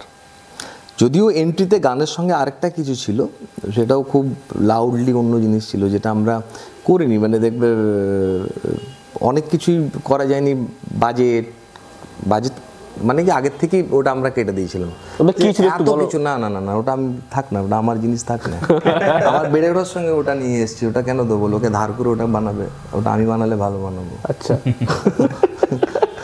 না, এই নন লিনিয়ার ফরম্যাটে মানে গেলে না কেন? মানে একদম লিনিয়ার ভাবে গল্পটা ও বেসিক্যালি বলছে রিভেঞ্জ ড্রামা, এটা তো বেসিক্যালি এটা রিভেঞ্জ ড্রামা, যে বাবার বদলা ছেলে নিচ্ছে। ওর প্রশ্নটা এটাই যে আমরা সচরাচর দেখি মানে এই ধরনের টেমপ্লেটের গল্পে, যে ছেলেকে দিয়ে প্রথমে গল্পটা শুরু হচ্ছে, তারপরে ছেলে এগোচ্ছে, ছেলে বাবার ব্যাপারে জানে না বা হয়তো জানে অন্যটা, হ্যাঁ কিছু একটা হবে, এরকম ভাবে গিয়ে একটা পয়েন্টের পরে ও একটা ফ্ল্যাশব্যাক হচ্ছে যেখানে রিভিলেশন হচ্ছে, এবং সেখান থেকে আমরা ফ্ল্যাশব্যাকে গিয়ে বাবাকে দেখতে পাচ্ছি। আবার তারপরে যখন প্রেজেন্টে ফিরছে তখন ছেলে ফাইনালি বদলাটা নিচ্ছে। ধরো খাদানে 1 মাস আগে মুক্তি পেয়েছে দেবারা, যতটা ভালো লেগেছে ততটা ভালো লাগতো না আমার মনে হয়েছিল ওইভাবে গেলে। আচ্ছা আচ্ছা, ওইভাবে গেলে আমার মনে হয়েছিল, মানে না এটা কি না একদম আমার মনে হয়েছিল। এবার আমি আর তো মানে না যাওয়ার এটাই কারণ ছিল যে আমার মনে হয়েছিল যদি আমি ছেলে দিয়ে শুরু করি তারপর বাবাতে যাই, তো বাবার ওই মজাটা থাকবে না, কারণ জানি এরপরে ছেলে আছেই। আচ্ছা, আমরা তো ছেলেরই গল্প শুনবো, ওই তার বাবার একটা শুনলাম ওই জায়গার থেকে, বুঝতে পারছো তো?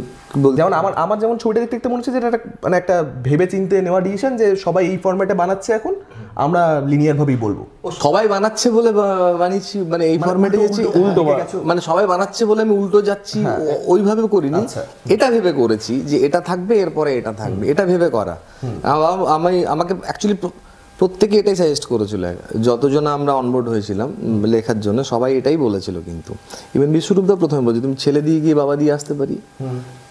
আমি প্রথম থেকে, এবং যতজনকে ধরো শোনাতাম, ধরো যারা বন্ধু বান্ধব যাদের শোনাতাম, যারা লেখালেখি করে তাদের শোনালেও তারা প্রত্যেকে ওটাই বলতো। আমার বারবার এটাই মনে হতো এই জায়গার থেকে কেউ, আমি কনভিন্সই হয়নি, কারো কথাতে কনভিন্স হলে হয়তো করে নিতাম, বা যেহেতু এতজনা বললো আমাকে, আমি এটা আমার মাথায় ছিল যে ছেলে থেকে গিয়ে আবার যখন বাবাতে যাবে, আসলে শ্যাম মাহাতোর প্রেমে আমিই ছিলাম প্রথম থেকে, যার ফলে আমার মনে যদি ওকে কমালে চলবে না, আমি ওকে রাখি। এই যে খিদেটা আছে, খিদেটাতে ব্যাকলেসও খেতে পারতাম, কিন্তু যে শ্যাম মাহাতো এত ভালো লাগলো তারপরে আর মধুকে নিল না, এটা হতেই পারতো, কিন্তু হয়নি। যাই হোক, কিছুটা হয়েছে, যে কিছুক্ষণ এখনো শ্যাম মাহাতো সবাই করছে সবাই, তো ওই আর কি, এটা রাখতে চেয়েছিলাম আমি। আচ্ছা একটা জিনিস, এই যতগুলো ক্যারেক্টার আমি দেখলাম ছবিতে, যতগুলো ক্যারেক্টার শ্যাম, মোহন, মাখন, সব চরিত্রগুলোর মধ্যে না একটা শ্রীকৃষ্ণের রেফারেন্স রয়েছে, ঠিক আছে? এবং সব কটা ক্যারেক্টার রয়েছে, তো এই বিষয়টা, এবং ছবিতে একটা গানও রয়েছে ওরকম, তা মানে এটা তোমার মানে ভাবনাটা কিরকম ছিল? রাধে রাধে এটা কনসিয়াসলি করা, মানে শ্যাম কৃষ্ণ, মোহন ও কৃষ্ণ দুজন একই ব্যক্তিও হতে পারতো, একই ব্যক্তিও এরকম এম্পায়ার তৈরি করা, তার জীবন ওইসব ঘটতে পারতো, অনেক কিছুই ঘটতে পারতো। তো শ্যাম হচ্ছে কৃষ্ণের প্রেমিক রূপ এবং দুষ্টের দমনকারী রূপটা। আমরা দুষ্টের দমনকারীটাই দেখেছি, প্রেমিকটার জাস্ট একটু ছোঁয়া পেয়েছি একটু। আর মোহনদাস হচ্ছে কৃষ্ণের পলিটিক্যাল মাইন্ডটা। আমার কাছে মোহন ভিলেন নয়, কিন্তু মোহন কোথাও ভিলেনগিরি করেনি। মোহন যা করেছে, মোহনের জায়গায় মোহন মানে 100% ঠিক করেছে। আমি ভুল দেখি না, আমি ব্যক্তিগত আমি ভুল দেখি না, আমি ওই ভাবনাতেই গেছি। কিন্তু তো ওই জায়গার থেকে মোহন হচ্ছে পলিটিক্যাল মাইন্ডটা, স্ট্র্যাটেজিক্যাল মাইন্ডটা, আর এ হচ্ছে প্রেমিক এবং নরসংহার রূপটা, যেটা দুষ্টের দমনকারী রূপটা কৃষ্ণের, ওটা। এবারে মোহনকে এত কোর বৈষ্ণব মানে কৃষ্ণ ভক্তের লোক দেখিয়েছি, ছেলের নাম তো ওই জায়গার থেকে মোহনদাস দিয়ে দিয়েছে মাখন, আমি কি দিলাম? বুঝতে পারছো তো, ওইভাবে ও দিয়ে দিয়েছে। মধু নামটা না আমি ছোট নাম দিতে চেয়েছিলাম। মধু আমার এক বন্ধুরও নাম, শ্যামও সব নামই সবার বন্ধু থাকে, শ্যাম মাহাতোই আমার এক বন্ধুর নাম। আচ্ছা, কিন্তু ওখান থেকে এটা দিইনি, এটার একটা অন্য ব্যাপার আছে। বলবো মধু আমি ছোট নাম দিতে চেয়েছিলাম, এবং ধা দেখবে গিয়ে মধু, ধায়ের ধাওয়া এমনভাবে সাউন্ড করে আটকে যায়, তাহলে ওই জায়গার থেকে মধু। তখনও ভাবিনি ও মধু ওটা ব্যবহার করেও ভাবিনি, ওগুলো তো আরও পরে, কারণ ওগুলো তো দেবদা আসার পরে ওগুলো ভাবা, তাকে মানে ওই মেটা জিনিসগুলো করবো বলে। আচ্ছা, এই মেটা জিনিস একটা জিনিস, এটা আমাদের মনে হয় প্রত্যেকেরই জিজ্ঞাসা। সেটা ছবিটা যখন একদম অ্যানাউন্সমেন্ট হয়, সেই অ্যানাউন্সমেন্ট থেকে ছবিটার শেষ হওয়া অবধি, এই ও মধু হোক বা ফ্যামিলি নিয়ে ব্যস্ত আছি হোক, যা জিনিসপত্র হোক, বা ছবি চ্যালেঞ্জ দিবিনা সালা, লিরিক্সের বিনা সালা, বা ছবিটার মধ্যে প্রেজেন্ট দেশের গল্পের মধ্যেও না একটা অগ্নিপথ হোক বা একটা শক্তি হোক, এই যে পুরনো ছবিগুলো, এই ছবিগুলোর কিছু ভাইবস আছে। ছবিটা দেখার সময় একটা মনে হয় যে পরিচালক এই ছবিগুলো দেখেছে, ছবিগুলো খুব পছন্দ করে। তুমি একটু আসলনের কথা বলছিলে, কাস্ট নিয়ে কথা, এই যে ছবিগুলো তুমি যে এরকম ছবি দেখেছো বা এই ছবিগুলো যে রেফারেন্স আছে, এই রেফারেন্সগুলো এগুলো কনসিয়াস রেফারেন্স না, ঢুকে থাকে ওখান থেকে হয়ে গেছে। আচ্ছা, আর বাকি মেটাগুলো তো কনসিয়াসলি করা। আচ্ছা, প্রত্যেকটা মেটা জিনিস কনসিয়াসলি করা। আচ্ছা, কিছুটা করা ওপরের লেয়ারে, যেমন ও মধু, যে গানটা শুনে থাকবে তারই সে কানেক্ট করবে, ভালো লাগা না লাগা পরের ব্যাপার। বাকি অনেক কিছুই সাইলেন্সারের পাইপ, বিলি জ্বলানো, এইগুলো হচ্ছে কোর ফ্যানদের জন্য। এটা ধরো যারা দেব কোর ফ্যান, তাদের জন্য, তারা বুঝতে পারবে, তারা মজা পাবে ওটা। আর বাকি একটু ওপরের লেয়ারে ও মধু, আর একটু গিয়ে ওপেনলি গিয়ে যদি আমরা যে কোনো লোক যারা দেখতে পাচ্ছি দেব এই সিনেমা করে, ওখান থেকে অ্যাকশন করছে, ওই জায়গা থেকে ওই ডায়লগ। এটা তোমরা প্রথম থেকেই ভেবেছিলে? হ্যাঁ, প্রথম থেকে ভেবেছিলে যে এই জিনিসগুলো যখন সিনেমা দেব আসার পর থেকে? না, এগুলো মজা পাবে লোক, এটা এতটা ভেবেছিলে? না, মজা পাবে আমি জানি, কারণ আমি নিজে মেটা জিনিসে মজা পেতাম। কি হয় কি, আমরা তো স্টারদের সঙ্গে রিলেট করতে ভালোবাসি, আমরা ভালোবাসি, তাই তো স্টারদের সিনেমা দেখি। কার? ও আমারই। তো আমি জানি মেটা জিনিসে মজা পাই, কারণ আমি ব্যক্তিগতভাবে আমিও মজা পাই। তারাই তো মেন স্ট্রিম সিনেমা দেখি আমরা, মানে গিলে দেখি বলতে পারি, যখন আমরা রিলেট করি মজা লাগে। বা ধরো যেমন হয় না, কোনো জায়গায় গিয়ে দেখবে স্টেজ শো করতে গিয়ে কেউ এসে বললো ওই জায়গাটা আই লাভ দিস এরিয়া, মানে করে এরিয়ার নামটা নিল, আমরা হেভি লাগে। ওকে হয়তো তখন কানের নাম 3 বার নামটা কেউ বলে দিয়েছো, নামটাই উচ্চারণ করতে পারে না, আমাদের হেভি লাগে, তো রিলেট করি আমরা ওই জায়গার থেকে। তুমি অ্যাকচুয়ালি এখানে একটা প্রশ্ন, বাকি সিনেমার রেফারেন্সগুলো ওগুলো ভাই ভেতরে আছে, কনসিয়াসলি করিনি, হয়ে গেছে হয়তো, মানে ভালো লাগাটার থেকে। তোমার পছন্দের পরিচালক কারা, মানে তুমি কি সিনেমা থেকে অ্যাকচুয়ালি বড় হয়েছো, মানে যেগুলো তোমার রিসেন্ট 3 বড় হয়েছি তো আলাদা গল্প হয়ে যাবে, বড় হয়েছি তো কিসব বলো, আমাদের কাছে প্রচুর টাইম আছে, বলো না।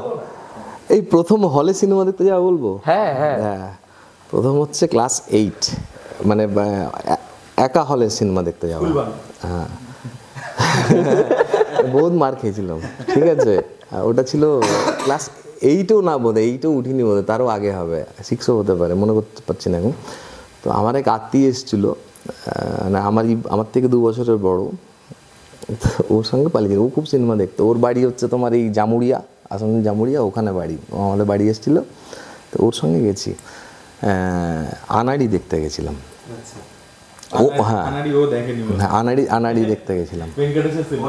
হ্যাঁ, ওই তো ইয়ে রয়েছে তো, কারিশমা কাপুর, কি মার খাবে ওটা হলে গিয়ে ওরকম দেখা। তারপর তো ওই গোবিন্দার পিরিয়ড হলো, ভিডিও হল ছিল আমাদের ওখানে, ভিডিও হল মানে প্রজেক্টর দিয়ে মিনি পর্দায় ছবি, হ্যাঁ মিনি পর্দায় চলতো, ওগুলো খুব দেখতাম ওগুলো। তারপর রবিবার আবার রবিবার চাইনিজ ফিল্মগুলো লাগাতো, জ্যাকি চ্যানের সিনেমা বেশি থাকতো, ওই জ্যাকি চ্যানকে চিনলাম, ওই সিনেমা দেখা ওদের। তো ওইভাবে ছোটোবেলার থেকে ওগুলো, আবার ছুটিতে সব সিনেমা দেখতাম। আর বাংলা বাংলায় ছুটিতে যা দিত তাই দেখতাম, আর তো অ্যাক্সেস নেই দেখতে যাওয়ার, হলে তো নিয়ে যেত না কেউ। ওই বড় হয়ে তো তারপর একটা সময় হলো চলো বিদেশি সিনেমা দেখতে বলে দেখা শুরু করলাম, এ বলে দেখ ও বলে দেখ, কিছু ভালো লাগে বেশি ভালো লাগে না, তো ওইভাবে দেখতে দেশীয় পরিচালকদের মধ্যে ভেট্টিমারান খুব পছন্দের আমার, খুব পছন্দের। দেখলে বিদ্যুৎ পার্ট 2 দেখলে কি? দেখ এই বছর তো আমার সিনেমা দেখা হচ্ছে না, এইবারে তো দেখা শুরু করবো। আমি হলে খাদান দেখিনি এখনো, আচ্ছা সুযোগ হয়নি, হলে খাদান দেখতে পাইনি এখন, আর কি বলবে। কিন্তু হলে পুষ্পা 2 দেখতে গেছিলাম। আর তুমি মেইনস্ট্রিম ছবি হলে গিয়ে দেখো, এটা তো কন্ট্রাডিকশন হয়ে গেল। আমি হলেই সিনেমা দেখি বেশি গিয়ে, এবং আমরা প্রেম করতাম, বউকে নিয়ে হলেই যেতাম সিনেমা দেখতে। ও জানতো আমার ডেটিং মানে হলে, এবার হলে গিয়ে আমি সিনেমাই দেখছি, কথাও বলতাম, ভুলেও যেতাম যে ও আছে। তারপরে ওরও সিনেমা দেখার অভ্যেস তৈরি হয়ে গেল, এখন দাঁড়িয়ে আমার থেকে বেশি সিনেমা দেখে আমার বউ। পুষ্পা 2 কেমন লাগলো? পুষ্পা 2 রিভিউ দা ছোট করে। হ্যাঁ, রিভিউ তো আমার কি হয়েছিল সেটা বলছি আমি। পুষ্পা 2 যখন শুরু হলো, প্রথম 8-10 মিনিট পর আমি বউকে বললাম, রে আমার ছবি তো মিনমিন করছে রে, এর সামনে এতে বিপদে পড়ে যাবো। আমি পুষ্পা 2 এই কারণে দেখতে গেছিলাম, তার 3rd উইকে আমার ছবি রিলিজ, মানে তার 2 সপ্তাহ পরে আমার ছবি রিলিজ। ওরা তো একদম খুব অ্যাগ্রেসিভলি সব করেছে, অ্যাগ্রেসিভলি সিনেমাটাও চালাবে আমি জানি। তো ওই জায়গা থেকে আমি ওই জন্যই আমি পুষ্পা 2 দেখতে গেছিলাম, নইলে ওই পিরিয়ডে আমার পক্ষে সিনেমা হলে যাওয়াটা খুব টাফ ছিল, পোস্ট প্রোডাকশন চলছে তো দেখে ওটা আমি এড়িয়ে, আমার সিনেমা তো মিনমিন করছে এর সামনে, এটা মনে হলো, কারণ ওর গ্র্যান্ডার দেখে। 35-40 মিনিট পর চাপ নিস না, ইসকো मैं মার দিয়া, আমি এটা বলেছিলাম ওকে। ইন্টারভেলের পরে বললাম তার পুষ্পা 2 হাওয়া হয়ে যাবে, আমি এটা বলেছিলাম। আমি দেখলাম তো তাই হলো, আমার শো বাড়লো কমলো, পুষ্পা 2 নিয়ে কথা বলা কমলো, চলছে অনেক জায়গায়। ওইটা আমার কি ফিলিংস চলে সেটা বললাম। সিনেমা নিয়ে আমি রিভিউ দিতে জানি না। তুমি তার মানে তুমি এনজয় করোনি বেসিক্যালি ছবিটা? এনজয় করেছি, কিন্তু সঙ্গে কি হয়েছে, আমি খুব দর্শক হিসেবে দেখতে যাই। যখন সিনেমাতে প্রথম আসি, তারপর 8-10 বছর 12 বছর একটা প্রসেস ছিল, যখন না আমি তো ফিল্ম মেকার হতে চাই, ওই অ্যাঙ্গেল থেকে দেখতাম। যখন যেটা শিখছি, যখন ক্যামেরা করা শিখছি, তখন আমি ওই দিক থেকে দেখা শুরু করছি। আস্তে আস্তে নিজে যত হরিদাস পাল হতে যাচ্ছি, তত মানে ওইভাবে দেখা শুরু করছি। তারপর একটা সময় বুঝলাম যে এইভাবে আমি সিনেমার মজাটাই নষ্ট হয়ে যাচ্ছে। তো তারপর আস্তে আস্তে আবার আমি পুরোনো প্রসেসে অটোমেটিক যাওয়ার চেষ্টা করে এখন চলে গেছি। আমি ভীষণভাবে না দর্শক হয়ে দেখি। আর আমার একটা সুবিধা হচ্ছে, অসুবিধা হয় কিন্তু আমার জন্য এটা, আমি ব্লেসড বলি, আমি ভুলে যাই খুব তাড়াতাড়ি। আমি শুধু অনুভূতিটা নিয়ে থাকি, মানে খুব ডিটেলে জিজ্ঞেস করলে ডেটা ফেটা আমার কিচ্ছু মনে থাকে না। কিন্তু ধরো আমি 20-21 বছর বয়স পর্যন্ত, 22 বছর বয়স পর্যন্ত আমার সমস্ত কিছু আমি তোমাকে ডেট, বার, জায়গা, দিনক্ষণ, কে ছিল, ম্যাক্সিমামটাই বলতে পারবো। যে কোনো ইভেন্টের তখন সব তো মনে থাকে না, যা ইভেন্টের ওইভাবে মনে থাকে। তারপর থেকে না আমার ভুলে যাওয়ার একটা অভ্যাস তৈরি হয়েছে। সিনেমা দেখে আমার মনে থাকে না, আমার শুধু অনুভূতিটা থাকে। মানে খুব ডিটেলে অ্যানালিসিস করা, খুব ইমিডিয়েট করলে আমার সঙ্গে ঠিক আছে, তুমি আবার 1.5 মাস 2 মাস পরে না আমার মনে থাকে না পুরো। মানে আবার দেখলে আমি পুরো নতুনভাবে দেখতে পাই। এটা আবার ওই জন্য সুবিধা, আমি আবার দেখলে আবার নতুনভাবে দেখতে পাই। আচ্ছা রিনোদা, এই নিয়ে শুরু করেছিলাম এটা কথাটা, ভালো হলো, তাই সুন্দর। কি সিনেমা দেখে অ্যাকচুয়ালি যে তোমাকে এই সিনেমা তোমাকে ইন্সপায়ার করেছে, কোন ডিরেক্টর তোমাদের পছন্দের? ফিল্ম মেকার হতে ওইভাবে ইন্সপায়ার করেছে আমি জানি না কোনো ডিরেক্টর, আমি ওইভাবে আইডিয়া নেই আমার। আচ্ছা তুমি রিসেন্ট তাহলে, মানে আমি অতটা কনসিয়াসলি কিছু করিনি, মানে ওই জন্য বলতে হবে। তাহলে রিসেন্ট 3-4টে মেইনস্ট্রিম ছবি, হার্ডকোর মেইনস্ট্রিম ছবি বলো পছন্দের, যে কোনো ল্যাঙ্গুয়েজের। আমি তো দেখিনি 1 বছর, 5 বছর 10 বছর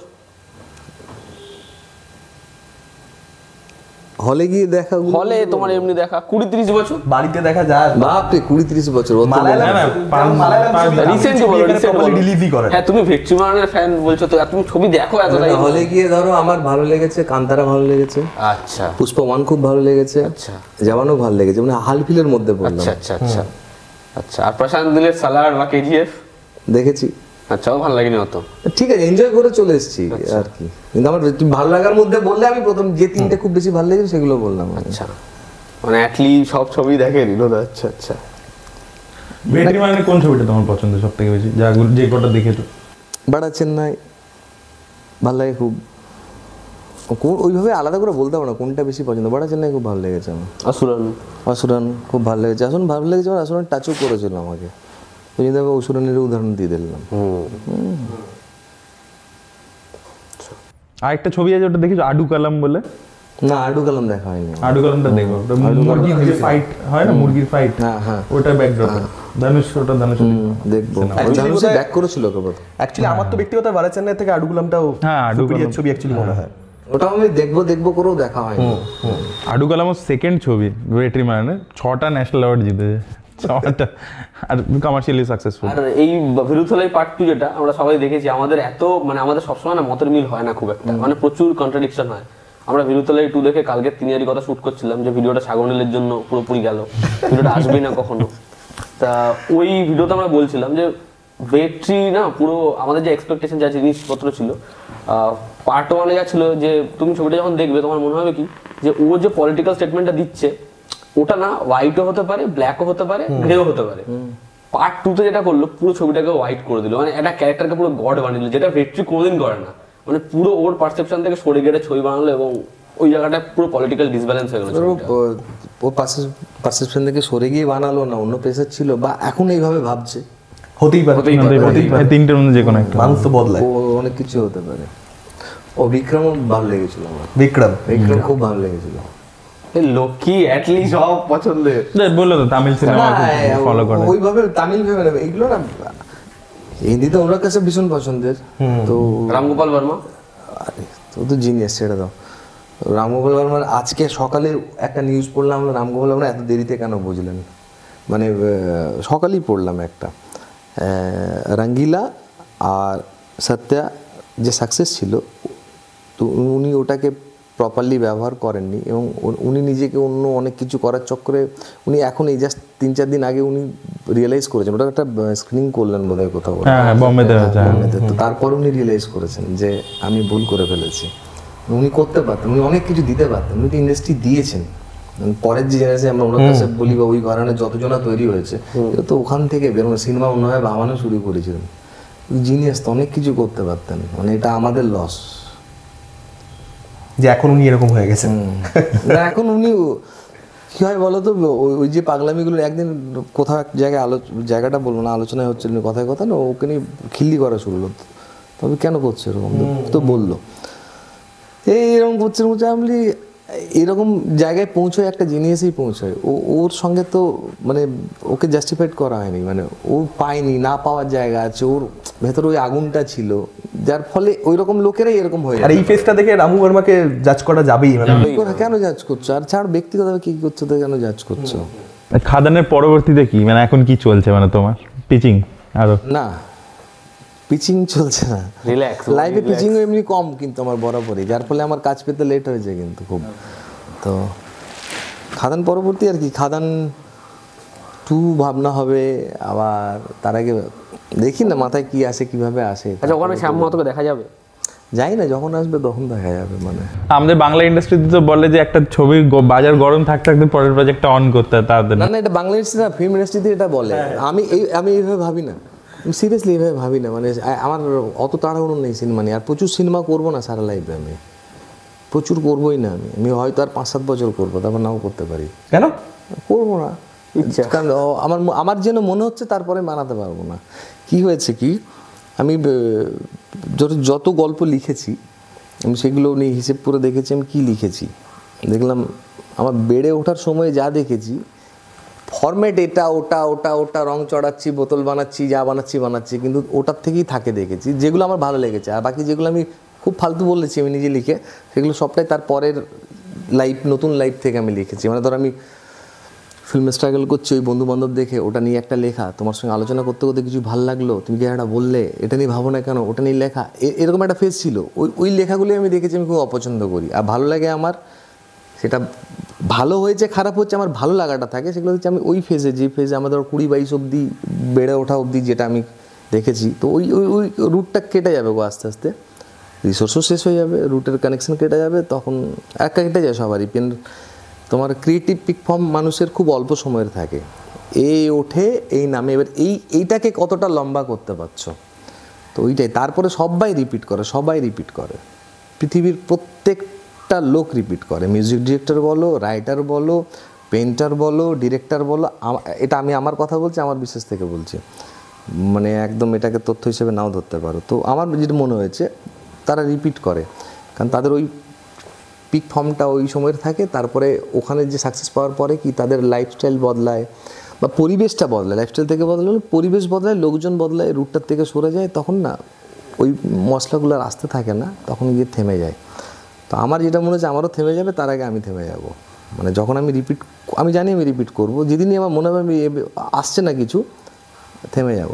অন্যান্য রাইটারদের সঙ্গে কোলাবোরেট করা, তুমি তো এমনি রাইটারদের সাথে কোলাবোরেট করেই করো, তো সেই প্রসেসটা কি হয়? মানে তুমি বলছো যে তুমি গল্পটা ভেবেছো, হ্যাঁ গল্প তোমার, তো তারপরে পছন্দ থেকে আমার কিছু গল্প, এবার হচ্ছে ধরো তুমি এমন কিছু গল্প, ধরো তুমি একটা গল্প আনলে, তুমি আনলে, গল্প আমার নয় কিন্তু আমি রিলেট করতে পারলাম, যদিও চান্স খুব, মানে এটার চান্স খুব কম থাকে, মানে আমার যেটা মনে হচ্ছে, কারণ তোমার পরিবেশ আমার পরিবেশ আলাদা, ওই আমি আমার পরিবেশটাকে খুব ধরে রাখতে চাই, আমার মানে মাটিটাকে ধরে রাখতে চাই, তখন না আমি বুঝতে পারবো না। তুমি আমার সিটি অফ জ্যাকেলস দেখেছো তোমরা?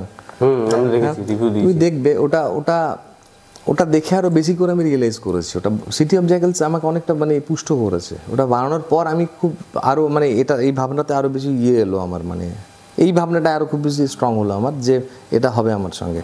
সিটি অফ জ্যাকেলস বানানোর পর আমি দেখলাম কি আমি যে বাইরের ছেলে এটা বোঝা যায়। আমি 2003 থেকে আছি, কিন্তু আমি কলকাতার নই, আমি একটা বাইরের ছেলে এবং ছোট্ট অঞ্চলের ছেলে, এবং খুব আমার সবটাই ওরতে বোঝা যায়, আমি দেখেছি। তো তার মানে দেখাটা তো ওইভাবেই হবে। এটাতে লাভ তো তোমারই, এটা লাভ তো আমারই, কিন্তু ঘটনা হচ্ছে ওই একটা সময় থামতে হবে।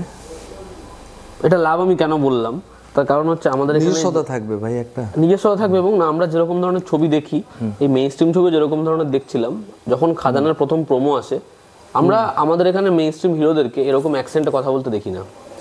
আমরা হিরো মানেই যেরকম ভাবে হিরোকে দেখি, হিরোর একটা বিল্ড আপ তো থাকবেই, কিন্তু হিরো একটু এমন জায়গা থেকে বিলং করবে যেখানে হিরো নামবে স্করপিও করে। এই যে আমাদের যে দেখাগুলো, সেগুলো এই ছবিটায় যেরকম তোমার দেখা, তুমি বললে আমি এরকম জায়গা থেকে বিলং করতাম বলে আমার হিরো, আমার প্রোটাগনিস্ট এরকম হয়, তো এটা তো লাভই। তো আমরা এরকম কিছু অ্যাপ্রোচ দেখিনি বলে অডিয়েন্স, আমিও তো বলছি ওটা লাভ, কিন্তু এটাও তো একটা সময় কেটে যাবে। আচ্ছা, আমার যাওয়া কমবে, আমার ওখানে বসবাস কমবে, ওই মানুষজনের সঙ্গে সহবাস কমবে, তখন তো কেটে যাবে, ওটা বন্ধ হয়ে যাবে, তো একটা সময় বন্ধ হবেই, প্রত্যেকের বন্ধ হয়। তারপর তারা আমার যেটা মনে হয়েছে, আমি নাম নিচ্ছি না, তোমরা এবার একটু মাথায় মাথায় দেখো গিয়ে, তারপর নিজেকে রিপিট করতে গিয়ে শেষ হয়ে গেছে, এবং তারা হয়তো অনেক পরে বুঝেছে আমি রিপিট করছি, বানাতে পারছি না, নতুন কিছু দিতে পারছি না, ততক্ষণে 4বার 5বার ব্যাকলেস খেয়ে গেছে, 4টে-5টা ছবি ফ্লপ দিয়েছে, ফ্লপ হিট দিও না, 4টে-5টা ছবি খুব খারাপ খাজা বানালো, লোক গাল দিল, কিন্তু মাল্লু তো কামাচ্ছে। ঠিক আছে, সে দেখা যাবে।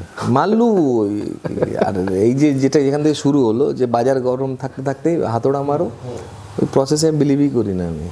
আচ্ছা, তোমার রাইটারদের সাথে কাজ করার প্রসেসটা কি? আচ্ছা, এইখানে এই খাদানের ক্ষেত্রে যদি বিশ্বরূপদা লিখেছে, তারপর আমরা দেখি অ্যাডিশনাল রাইটার হিসেবে রোহিত আর সৌম্যর নাম আছে, তো মানে এই প্রসেসটা কি রকম হয় একটা রাইটার, মানে এইটার ক্ষেত্রে প্রসেসটা বলি, বা আমার প্রসেস হচ্ছে, আমি প্রথমে আমি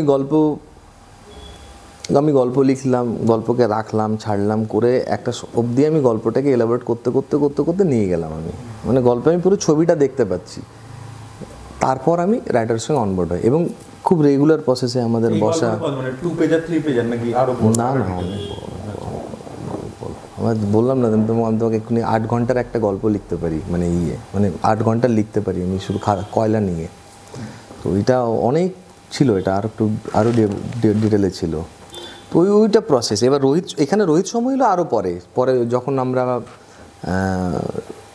এসবিএফ থেকে সরে গিয়ে আমরা যখন আবার সুরিন্দারে এলাম, তারপর রোহিত সৌম্য, কারণ তখন গিয়ে এবারে প্রি প্রোডাকশনও করতে হবে, সঙ্গে আরও অনেক কিছু মনে হয়েছে যেগুলো চেঞ্জ হবে, এবার ওই প্রসেসে তখন ওরা ইনভলভ হলো, তখন গিয়ে আমার পক্ষে বসা, বিশ্বরূপদার পক্ষে বসা আর পসিবল নয়, মানে ওইভাবে তখন ওরা এলো। আচ্ছা, ধরো তুমি একটা খাদান সাকসেসফুল ছবি বানালে, তুমি কয়েকটা ছবির বললে যেগুলো তোমার খুব ভালো লেগেছে, সেগুলো প্রচণ্ড মেইন স্ট্রিম ছবি, এবং তুমি বলছো যে আমি এমন ছবি বানাতে চাই যেগুলো মানে কি ব্যবসা সফল হবে, কমার্শিয়াল সাকসেসফুল ছবি আমি বানাতে চাই। তো এখন যদি তুমি দেখো, শঙ্কর একটা গেম চেঞ্জারের মতো ছবি বানাচ্ছে, ইন্ডিয়ান 2 তো ভীষণ খারাপ ছিল, ওই ছবিটাকে আমি ধরছি না, বা ধরো একটা পুষ্পা 2ও হচ্ছে, সেই ছবিগুলো না এপিসোডিক ফরম্যাটে, মানে সেখানে একটা এপিসোড আসছে, তারপরে একটা এপিসোড আসছে, তারপরে একটা এপিসোড আসছে, ভেবে দেখলে সব ছবি এপিসোডই, কিন্তু গ্লুটা নেই, ইভেন্ট বেসড।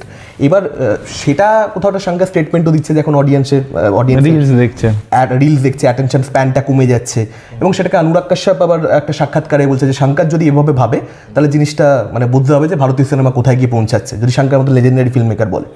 এখন তুমি আগামী দিনেও বানাবে, তোমার কি মনে হচ্ছে যে এটাই কোথাও একটা ফিউচার, এই এপিসোডিক স্ট্রাকচারটাই ফিউচার, নাকি একটা যে একটা গতানুগতিক যে একটা স্ক্রিন প্লে ফরম্যাট ছিল সেটাই কোথাও একটা ফিউচার? 3 Idiots দেখেছো? ইভেন্ট বেস ফিল্ম কিন্তু রাজকুমার ইরানি সব ছবি তাই, event base. One gag after one. আচ্ছা শুনি অনেকদিন আগে দেখিয়ে দিয়েছেন, তখন কিন্তু আমরা এটা নিয়ে কথা বলিনি। হ্যাঁ, ওনার হয় একটা ইভেন্ট কমপ্লিট হয়, পরের ইভেন্টটা শুরু হয়, কমপ্লিট হয়, কিন্তু এই ডট থেকে ওই ডট মেলানোর জন্য ইভেন্টগুলো তৈরি করেন, এই জার্নিটা থাকে। তাতে কি হয়, রিপিট ভ্যালুটা খুব বাড়ে, মানে অডিয়েন্স আরও আবার দেখে, রিওয়াচ করে খুব বারবার করে।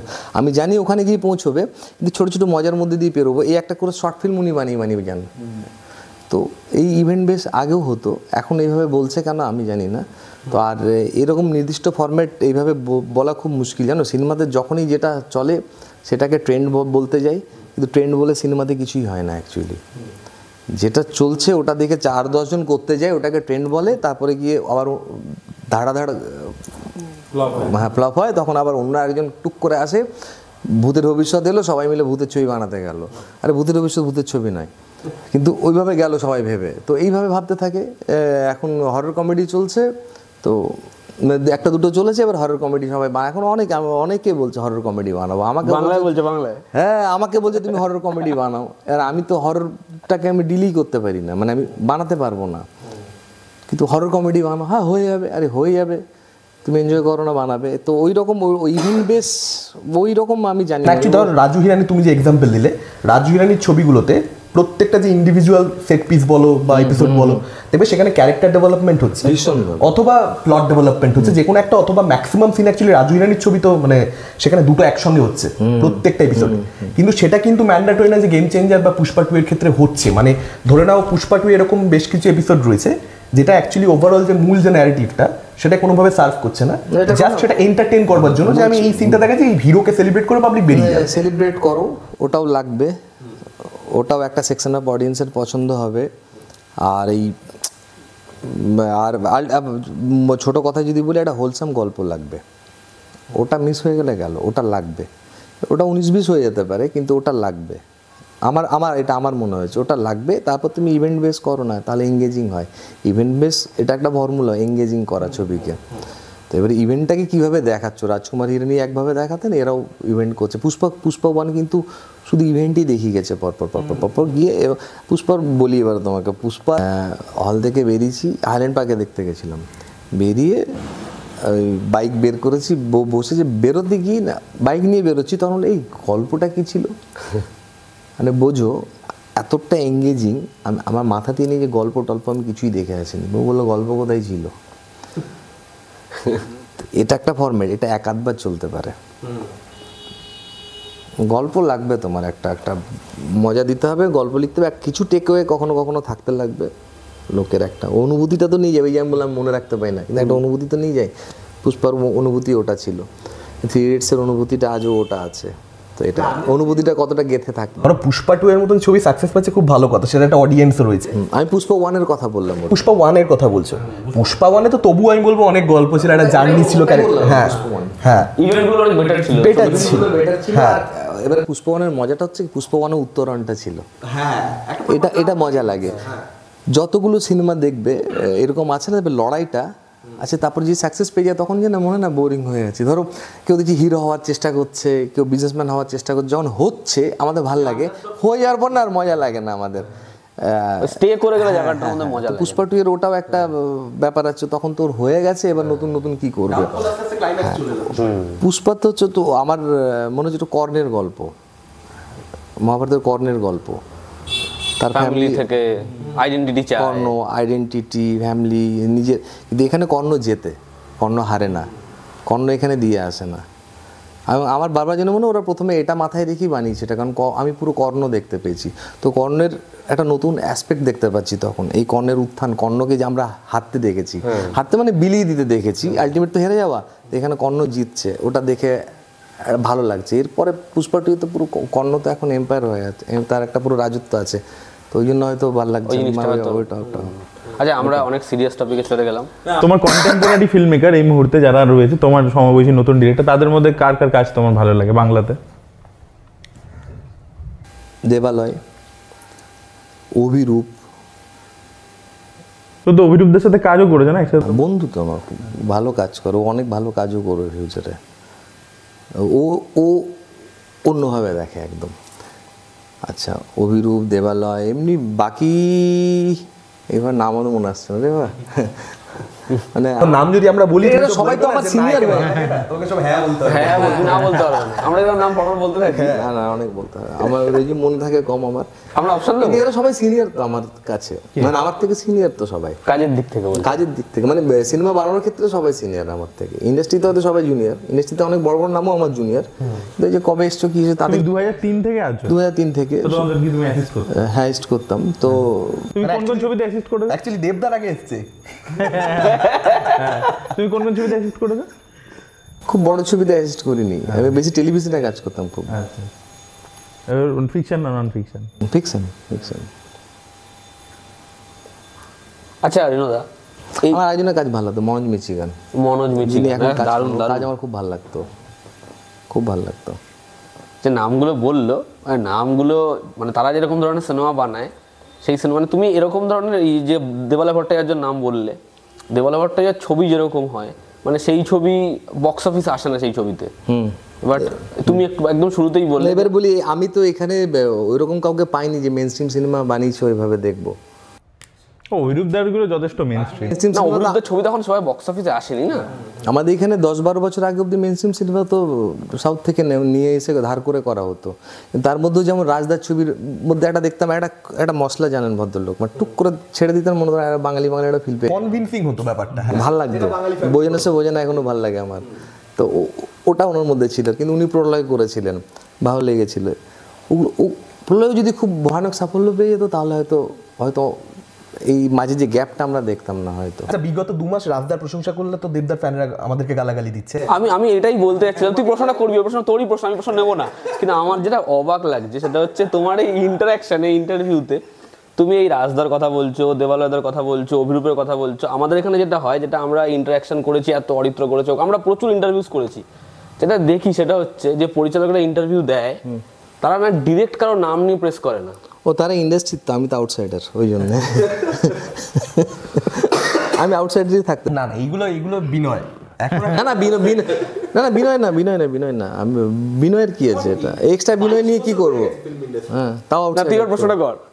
হ্যাঁ, মানে রাজদাকে প্রশংসা করলে তো আমরা গালাগালি খাচ্ছি, তুমি এখন প্রশংসা করলে তুমিও গালাগালি খাচ্ছ। যে সুপারস্টার কিন্তু তুমি কাজ করেছো তার ফ্যান না ওরা গালাগাল দেবে না, ওরা এবার দুটো মনে পড়ে যাবে, কার কি বলবে এবার ডিরেক্টর প্রশংসা করছে, এবার কি বলি। দেবদাকে ব্যক্তিগতভাবে আমি জানি তো, হ্যাঁ, ওর তো ওই ব্যাপারগুলো নেই কাউকে দিয়ে। আমি ব্যক্তিগত জায়গা থেকে, ওর তো নেই, মানে ওনার ওই ব্যাপারই নেই কারোর সঙ্গে ওই রকম হিংসে এটি।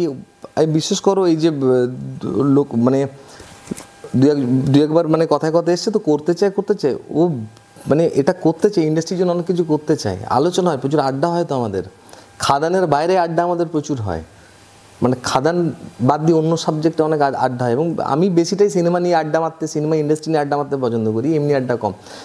আমরা খেলতেও যাই, খেলার সময়টুকু বাদ দিলে খেলা শেষ হতেই আবার আমরা আড্ডায় ঢুকে যাই। তো ইন্ডাস্ট্রির জন্য করতে চাই লোকটা, এবং নানা রকম যখন এইসবগুলো আসে না, আমি অনেকবার জিজ্ঞেস করেছি, প্রথম দিকে আমি খুব বেশি জিজ্ঞেস করতাম, মানে বোঝার জন্য যে কীভাবে ভাবে ভদ্রলোক, ও মাথা ব্যথাই নেই, কিছু নেই এইসব নিয়ে। তো এই জায়গার থেকে নাম নেওয়া না নেওয়া, মানে আমার তো যারা গাল দেবে না, আমিও 2-4টে গাল খাই একটু। আচ্ছা, এই ক্রিয়েটিভ ডিরেক্টর ব্যাপারটা কি, দেবদার এই যে নাম নিয়েছে ক্রিয়েটিভ ডিরেক্টর হিসেবে, তো মানে এক্স্যাক্টলি মানে ক্রিয়েটিভ ডিরেক্টর মানে এই ব্যাপারটা কি এক্স্যাক্টলি? ক্রিয়েটিভ ডিরেক্টর এই ব্যাপারটা কি, মানে এই পোস্টটা কি করে, মানে এই ছবিতে দেবদার কি কন্ট্রিবিউশন ছিল, এবং মানে সেটাই জিজ্ঞেস করছি। পুরো প্রসেসে ছিল আমার সঙ্গে, যখন যা দরকার পড়েছে পুরো প্রসেসে ছিল। এবং এই নামের ব্যাপারটা বলি, নামটা তার মাথার থেকে আসেনি, ক্রিয়েটিভ ডিরেক্টর নাম নেবো। আমাদের লাস্ট ফেজের শুটিংয়ের কয়েকদিন আগে আমাকে বললো যে তাকে আমাদের টিমেরই কয়েকজন বলেছে তুমি নাম নিতে পারো, কারণ তুমি এতটা ইনভলভ আছো। দেবদা এসে আমাকেই বললো যে আমি কি, এবং আমার পারমিশন নিয়েছে, আমি যদি না বলি তুমি যাবেনই না, মানে ওই রকম হামলে পড়ে চাপিয়ে দেয়নি ব্যাপারটা, আমাকে জিজ্ঞেস করতে ছিল। আমিও দেখছি যেভাবে লোড নিচ্ছে, যাক ডিরেক্টর নামটা তো চাইনি, ওটা চাইলে তো আমি দিতাম না কাউকে। আর এইভাবে না, এখানে কি হচ্ছে কি, একটা যেহেতু দেব বড় নাম, ওই জায়গার থেকেও ক্রিয়েটিভ একটা নাম হওয়ার জন্য লোকে এই প্রশ্নগুলো করছে, ধরো আলোচনা করছে। না এটা কি কোথা থেকে আসে যে অনেক সময় হয় কি সুপারস্টারদের ক্ষেত্রে, এটা খালি বাংলা ইন্ডাস্ট্রি বলছি না, পুরো ইন্ডিয়া বা ওয়ার্ল্ড ওয়াইডে, যে সুপারস্টাররা কি করে অনেক সময় টেক ওভার করে নেয় ছবি, তখন ঘোষ ডিরেক্টরের জাস্ট নামই আছে, ঘোষ ডিরেক্টর সে, বাট সুপারস্টারই বলে দিচ্ছে এটা করো। সেই জন্যই আর কি এই প্রশ্নটা মানে অনেকে তোমাকে মিডিয়া থেকেও করে থাকলে মানে এই কারণে। মিডিয়ার থেকে তো কেউ করেনি আমাকে, ও করেছে 2-1 জায়গায় করেছে ছোট করে, তো না ওই রকম কিছু ব্যাপার হয়নি। আমরা সবাই না জানতাম পুরো ছবিতে প্রত্যেকের দায়িত্ব নিয়ে জানতাম কি কোথায় থামতে হবে, দেবদাও জানে কোথায় তাকে থামতে হবে, আমিও জানি কোথায় থামতে হবে। এটা আমাদের কাছে একটা ফাইন লাইন ছিল, মানে খুব সুন্দর ছিল ওটা, ওই ব্যাপারটা হয়নি।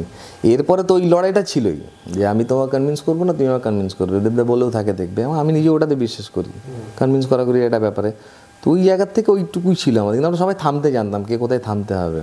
ইভেন আমরা মানে আমাদের এডিটার কালামদারও একটা কন্ট্রিবিউশন আছে, এডিটার তো স্ক্রিন প্লে রিরাইট করা যায়, তো উনি করেওছেন বলতে গেলে অনেকটাই। তো ও জানতো কোথায় থামতে হবে, ও করছে বলে ওটাই, বা আমি করছি বলে এটাই, দেবদা করছে বলে এটাই, এটা ছিল না আমাদের মধ্যে। এবং কোথাও তো গিয়ে আমি পাগলের মতো রিজিডও হয়েছিলাম কিছু জায়গায়, সেখান থেকে কিছু জায়গায় পরে সরেছি নিজে বুঝে, কিছু জায়গায় তো রয়ে গেছি, ওটা যেগুলো রয়ে গেছে সেগুলো ওয়ার্কও করেছে এবার। এক্সাম্পল না এক্সাম্পল একটাও দেবে না, এক্সাম্পল দেবো না কেন, ওগুলো হ্যাক, ওই হ্যাকগুলো আমারই থাক। আচ্ছা আচ্ছা, কিছু হ্যাক তো আমার থাক না, আউটসাইডারের হ্যাক ওগুলো কিছুটা। খাদান 2 নিয়ে বলো, খাদান 2 নিয়ে কি প্ল্যানিং চলছে? একদম এক লাইনে উত্তর দিলে চলবে না, মানে প্রিকুয়েল ভাবছো, মানে শ্যাম মাহাতোর গল্প দেখাবে নাকি? হ্যাঁ না ওটা বলো, ওরকম একদম এ করে দিলে হবে না। তোমরা কি দেখতে চাইবে?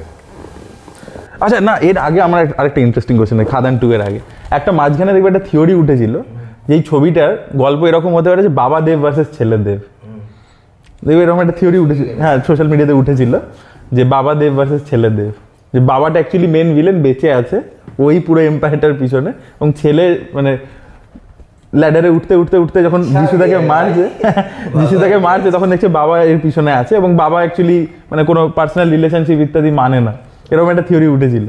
সেটা আমি ভাববো, এবার থিওরিটা আমি জানতাম না, তো কিছু করবার নেই বেসিক্যালি, এখন তো আর কিছু করার নেই, বাট এটাকে আমি পরের জন্য ভাবতেই পারি, এটা ধরো শ্যাম মাহাতো বেঁচে আছে।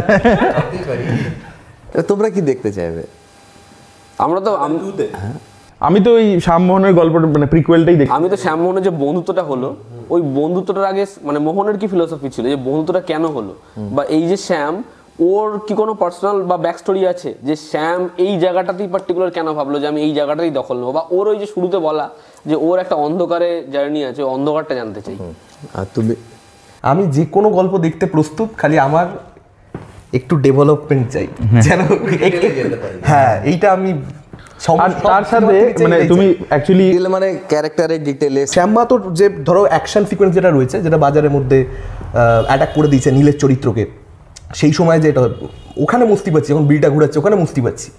ধরো অ্যাকশনের থেকেও আমি যেটা আমার খুব ভালো লাগলো, যেটা বাংলা ছবিতে হয় না, যে বিড়ি যে মুখে ঘোরাচ্ছে কিংবা ওই যে সাইলেন্সার ওটা কোথা থেকে জ্বালিয়ে নিচ্ছে, এই ছোট ছোট জিনিসগুলোতে আমরা বাংলা সিনেমাতে হাতে হাতুড়ি ঘোরাচ্ছে পাইনি, এই হাতে হাতুড়ি ঘোরাচ্ছে, যে সিগনেচার এগুলো আমরা পাইনি, সেই জিনিসটা তুমি খুব সুন্দরভাবে। শ্যাম মাহাতোর মরে যাওয়ার পর অনেকে দুঃখ পেয়েছে, হ্যাঁ আমি বললাম তো এটা অডিয়েন্স টু অডিয়েন্স, ভিডিও এসে কাঁদছে দেখে, হ্যাঁ এটা ম্যান টু ম্যান ভ্যালু, হ্যাঁ এটা অডিয়েন্স টু অডিয়েন্স ভ্যারি, হ্যাঁ। আচ্ছা আমাদের কি খাদান 2 হ্যাঁ এই তোমরা কি দেখতে চাইবে শুনে নিলাম, এগুলো ধরে বানাবো না এইগুলোকে, এটা কিছু তো একটা আর না চলছে কি হচ্ছে কি বলতো, একটা তো রেসপন্সিবিলিটি চলে এসছে, মানে যেহেতু সাকসেসফুল হয়েছে, কিন্তু আমি যেটা হচ্ছে আলোচনাতে আমি বলেছিলাম, আমাদের সবাইকে বললাম একদিন, দেবদাকে রানাদাকে, যে সিকুয়েল বানাতে গেলে অন্য সিনেমা যেটা করে আমরা সেটা একটু ভুলি। আমি অন্য সিনেমা যেটা করে কি, ওকে প্রথমটাকে ছাপিয়ে যাওয়ার জন্য গ্র্যান্ডারে ধ্যান দেয়, আরও বড় আরও তামঝাম এটা করতে যায়।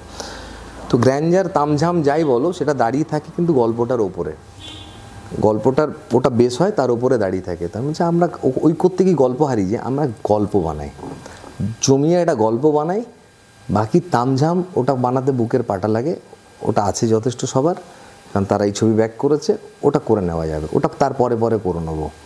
তো মানে লাউডলি দেখতে চাওয়া, বড় করে দেখতে চাওয়া ওটা পরে হয়ে যাবে, আগে গল্পটা বানাই। এর গল্পটা কি বানাবো সেটা তো মানে কিছুটা অঙ্ক, যে একে দেখাবো, ওকে দেখাবো, ওকে দেখাবো না, এইটা জানতে চাইছি, লোকের থেকে বুঝতে চাইছি এটা।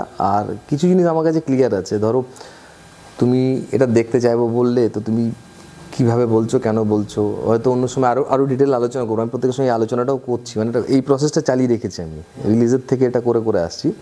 ওটা থেকে কিছু বুঝেছি, তারপরে লিখতে গিয়ে এরপরে অর্গানিক্যালি যা আসবে, কারণ ওই যে বললাম আগের প্রচুর তথ্য আছে আমার কাছে, সব ধরেই আমি এরপর আরও ডিটেলে যাব। আমরা যে ওয়ার্ল্ডটাকে, একটা জিনিস খালি বলছি যে ওয়ার্ল্ডটাকে ইন্ট্রোডিউস করেছি, এই ওয়ার্ল্ডটাতে পুরো পেনিট্রেট করবো এবারে।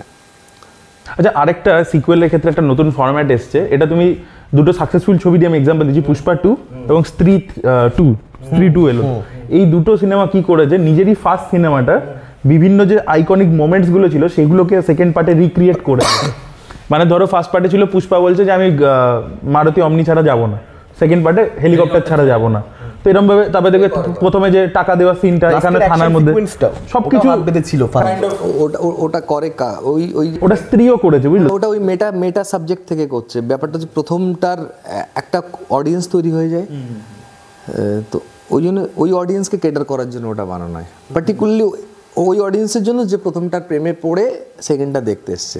নতুন অডিয়েন্সের ওটার থেকে কিছু নেই নেওয়ার, ওর মাথা দিয়ে। তো তুমি এটা কি মানে ফলো করবে এটা জানি না গো, এটা অনেক পরের প্রসেসে, এবং এটা খুব ওপরের লেয়ারের জিনিস, এটা খুব ডিপ কিছু নয়, এটা খুব ওপরের লেয়ারের জিনিস। যেভাবে মেটা ডায়লগগুলো করা, এটা ওইভাবেই ওপরের লেয়ারে না, মানে আমার মনে হয় আগে আমি গল্পটা বানাই না, তারপর গল্পের সঙ্গে জেলও করতে হবে, জেল করলে না। এই দুটো সাকসেসফুল ফিল্ম এটা করেছে। আবার আমি তোমাকে এটা একটা ফ্লিপ সাইড বলছি, যে ধরো তুমি অরিজিনাল যে ছবিটা তোমার ফার্স্ট পার্ট, সেটা থেকে যদি তুমি ধরো গল্পে ধরো প্রচণ্ড সরে এলে, মানে ফর এক্সাম্পল আমি বলছি তোমার পার্ট 2টা যদি এরকম হয় যে মধু মাহাতো এখন ডন হয়ে গেছে, এবার মধু মাহাতো ধরো নিজের বাড়ির লোকের সাথে সম্পর্ক বিচ্ছেদ হয়ে যাচ্ছে, বউ বলছে এত তুমি খুন করছো কেন, এই করছো কেন, এবার ও একটা পার্সোনাল টার্ময়েলে ভুগছে। তুমি ওই আমাদের অ্যাল পাচিনো স্কারফেস বলে ছবিটা দেখেছো তো, এবার নিজেই শত্রু, বা ব্রেকিং ব্যাডের মতো নিজের শত্রু, মধু মাহাতো নিজেই ভিলেন।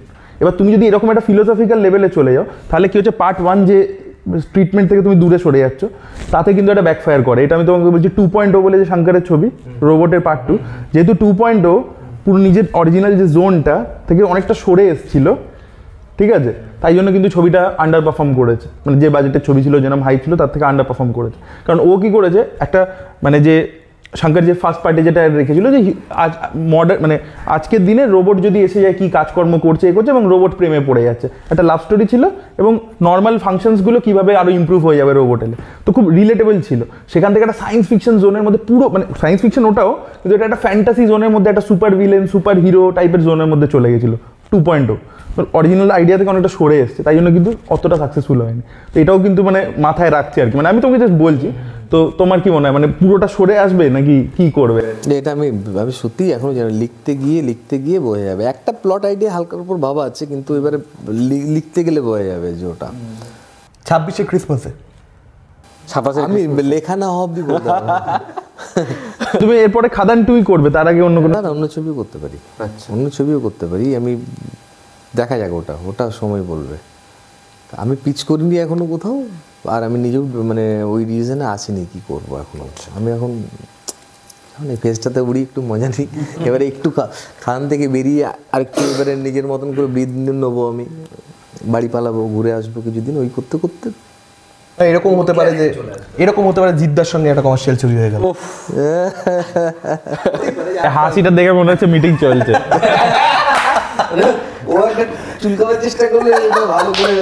আর এখানে যেখানে অফিসটা, এখান থেকে তো কাছেই,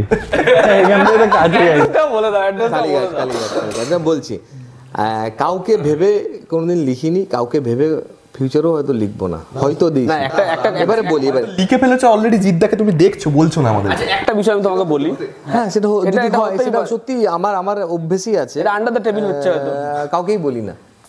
আমার একটা অভ্যেস আছে যে কোর টিম ছাড়া কেউ জানে না, মানে যখন কোর টিমও কিরকম, ধরো তোমাকে আজকে ইনভলভ করছি, তুমি যেদিন ডেকে ইনভলভ করো ভেবে নিয়েছি, সেদিন থেকে তুমি জানলে, কাল তোমাকে ডাকলাম সেদিন তুমি জানবে, এইভাবে জানার থাকি। খাদানও তাই তো হয়েছে আমার, মানে একটা আফসোসও এটা নেই, আমার বাবাও জানতে পারেনি আমি খাদান করছি।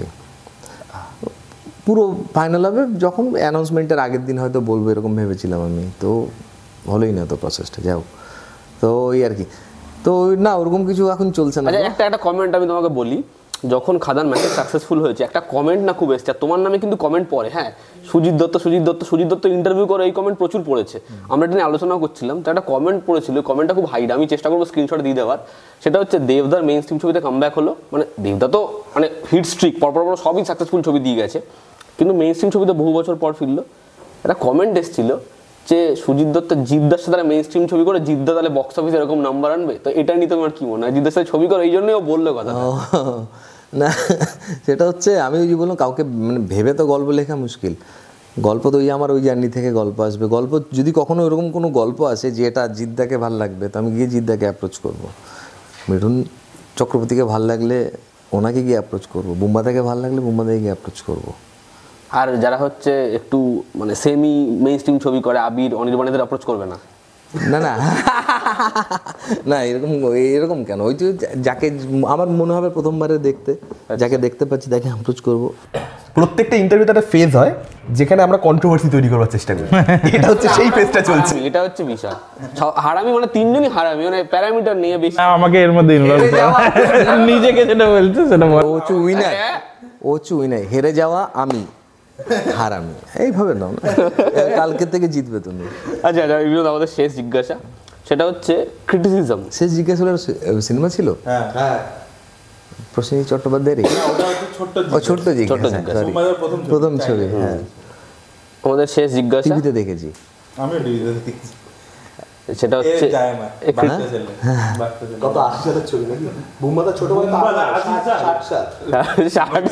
আমরা তো হিরো যখন প্রথম নাম শুনছি যে প্রথম হিরো মানে তখন তো মানে আমরা প্রসেনজিৎ চট্টোপাধ্যায়ের নাম শুনছি, চিরঞ্জিত, ভিক্টোরিয়াজিকে হেভি লাগতো, হেভি লাগতো, আরে ওটা প্র্যাকটিস করতাম আবার মাঠে, ওটা করতাম এমনি করে। আচ্ছা রিনুদা, যেটা শেষ জিজ্ঞাসা সেটা হচ্ছে এই যে আমরা তিনজন বসে আছি, তোমার এই ক্রিটিসিজম নিয়ে, আমাদের যে কোনো ক্রিটিসিজম নিয়ে, শুধু খাদান নয়, ক্রিটিসিজম নিয়ে কি অপিনিয়ন? আর খাদানের ক্রিটিসিজম নিয়ে মানে আমরা তিনজন দেখো কাইন্ড অফ কিছুটা নেগেটিভও বলেছি, পজিটিভও বলেছি, নেগেটিভও বলেছি, এবং প্রথম যে গানটা এসেছিল তোমার রাজার রাজা, সেটাকে আমাদের যেরকম পছন্দ হয়নি, অনেক আমরা নেগেটিভ বলেছি, তো সেটা নিয়ে তোমার কি রিয়াকশন? আমার ক্ষেত্রে আমি বলি আমার কাছে না খুব ক্লিয়ার থাকে, যেমন তুমি যে একটা নতুন পয়েন্ট বললে আমি বললাম আর এটা তো আমি ভাবিনি, আমি বললাম তো, আমি এটা অ্যাডমিটও করি, মানে ক্যামেরা আছে বলে নয়, অফ ক্যামেরা ওটা অ্যাডমিট করি, যারা যারা মেসেজ সবাই বলেছিলাম, হ্যাঁ যে ওটার ক্ষেত্রে আমি বলেছিলাম যে ধরো আমি 10টা পয়েন্ট আমি বের করেছি, যে এখানে লেবড়ে লাট করেছি, এখানে অমুক করেছি তমুক করেছি, এটা ঢেকে দিয়ে রেখেছি, এটা শুধু গন্ধ মারছিল স্প্রে মেরে রেখে দিয়েছি, এগুলো আমার কাছে ক্লিয়ার থাকে। আমার 10টা পয়েন্টের পর কেউ 11 নম্বর পয়েন্টটা বললে আমার ভালো লাগে, আমি যে 10টা পয়েন্ট আমি জানি সেটা আমি ওপেনলি বলবো কিনা সেটা অন্য ইস্যু, আমি পার্সোনালি হয়তো বলতে পারি, সবসময় নাও বলতে পারি না, আমার কাছে ক্লিয়ার থাকে ওই জায়গার থেকে। ওকে ওটা আমি বলেছিলাম, কারণ ও একটা পয়েন্ট বলেছিল এটাই তো, এটা একজন কেউ চলো ভাই কিসি নে অ্যাড অন কিয়া, বাকি সবাই যা বলছে তুমি এটা বলছে, এটা করেছো ওটা করেছো, আমি সবটাই জানি, তাতে আমার পাওয়ার কিছু নেই। ব্যাপারে যেমন আমারও অন্যের ছবির ক্ষেত্রে আমি যেটা করি, ধরো আমার কিছু খারাপ লাগলে আমি খারাপটা কখনো লিখি না ওপেনলি, তোমরা এটা করো তোমাদের প্রফেশন, তোমাদের দায় আছে ওটার, আমার তো ওইটার দায় নেই, কিন্তু আমি খারাপটা লিখি না। কেন লিখি না? কারণ আমি তাকে যখন একটা অডিয়েন্স দিতে পারছি না, আমি একটা অডিয়েন্স তার কেটে নেবো না, আমার এটা প্রফেশন নয় ক্রিটিসাইজ করাটা। তোমাদের যেহেতু তোমরা ক্রিটিক, তোমরা রিভিউ করো, তোমরা তোমাদের মতন ওপেনলি করবে, অবশ্যই করবে, তোমরা যতটা পিওরিটির সঙ্গে থাকবে ততটা তোমাদের অডিয়েন্স তোমাদেরকে ভালোবাসে, এই কারণেই তোমাদের ওই জায়গা থেকে তোমরা আজকে বায়াস হবে, কালকে তোমাদের অডিয়েন্স কেটে আস্তে আস্তে চলে যাবে, কারণ অডিয়েন্স সিরিয়াস জিনিস দেখতে চায়।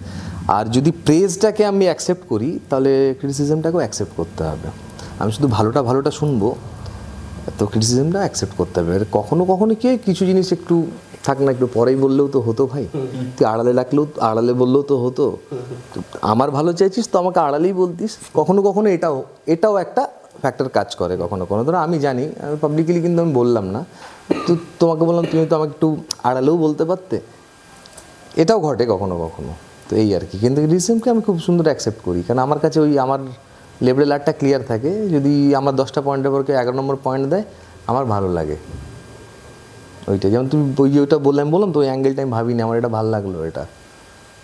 আর চলো তাহলে আজকে অনেকটাই বড় হয়ে গেছে আলোচনা, আমার মালুম পাইনি যে আলোচনাটা বড় আর খুব স্মুথ হয়েছে কথা ব্যাপারটা বলতে বলতে আর আমাদের সব মানে আমার এটা ওপিনিয়ন, আমার এটা মনে হচ্ছে, বাদ বাকিদের কি মনে হচ্ছে জানি না, সেটা হচ্ছে যে আমাদের মনে হলো খুব অনেস্ট একটা আমরা ইন্টারাকশন হলো, যেখানে তোমার কিছু কিছু জিনিসপত্র তোমার যেটা মনে হয় তুমি বলবে না তো বলোনি, আর যেগুলো মনে হয়েছে বলেছো। আর সব থেকে ভালো লাগলো সেটা হচ্ছে তুমি অন্যদের নাম নিয়েছো এবং তুমি নিজেকে আউটসাইডার বলছো এখনো।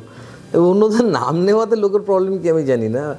আচ্ছা আমি নিজেও দেখেছি এটা অনেক ক্ষেত্রে, ধরো আমার কথাই বলছে, আজকের আমি নয় এর আগেরও ধরো নামটা বললো না, নাম বলতে প্রবলেম কি আছে, জানি না কেন বললো না, বললে একটু আমি হাইপ পেয়ে যাবো, একটু চিনবে দুটো মানুষ, তো চিনুক, তো তো আমার ওই জায়গায় আমার কি প্রবলেম, তার নাম নিলে থেকে আমার কি নাম কমে যাবে না তো।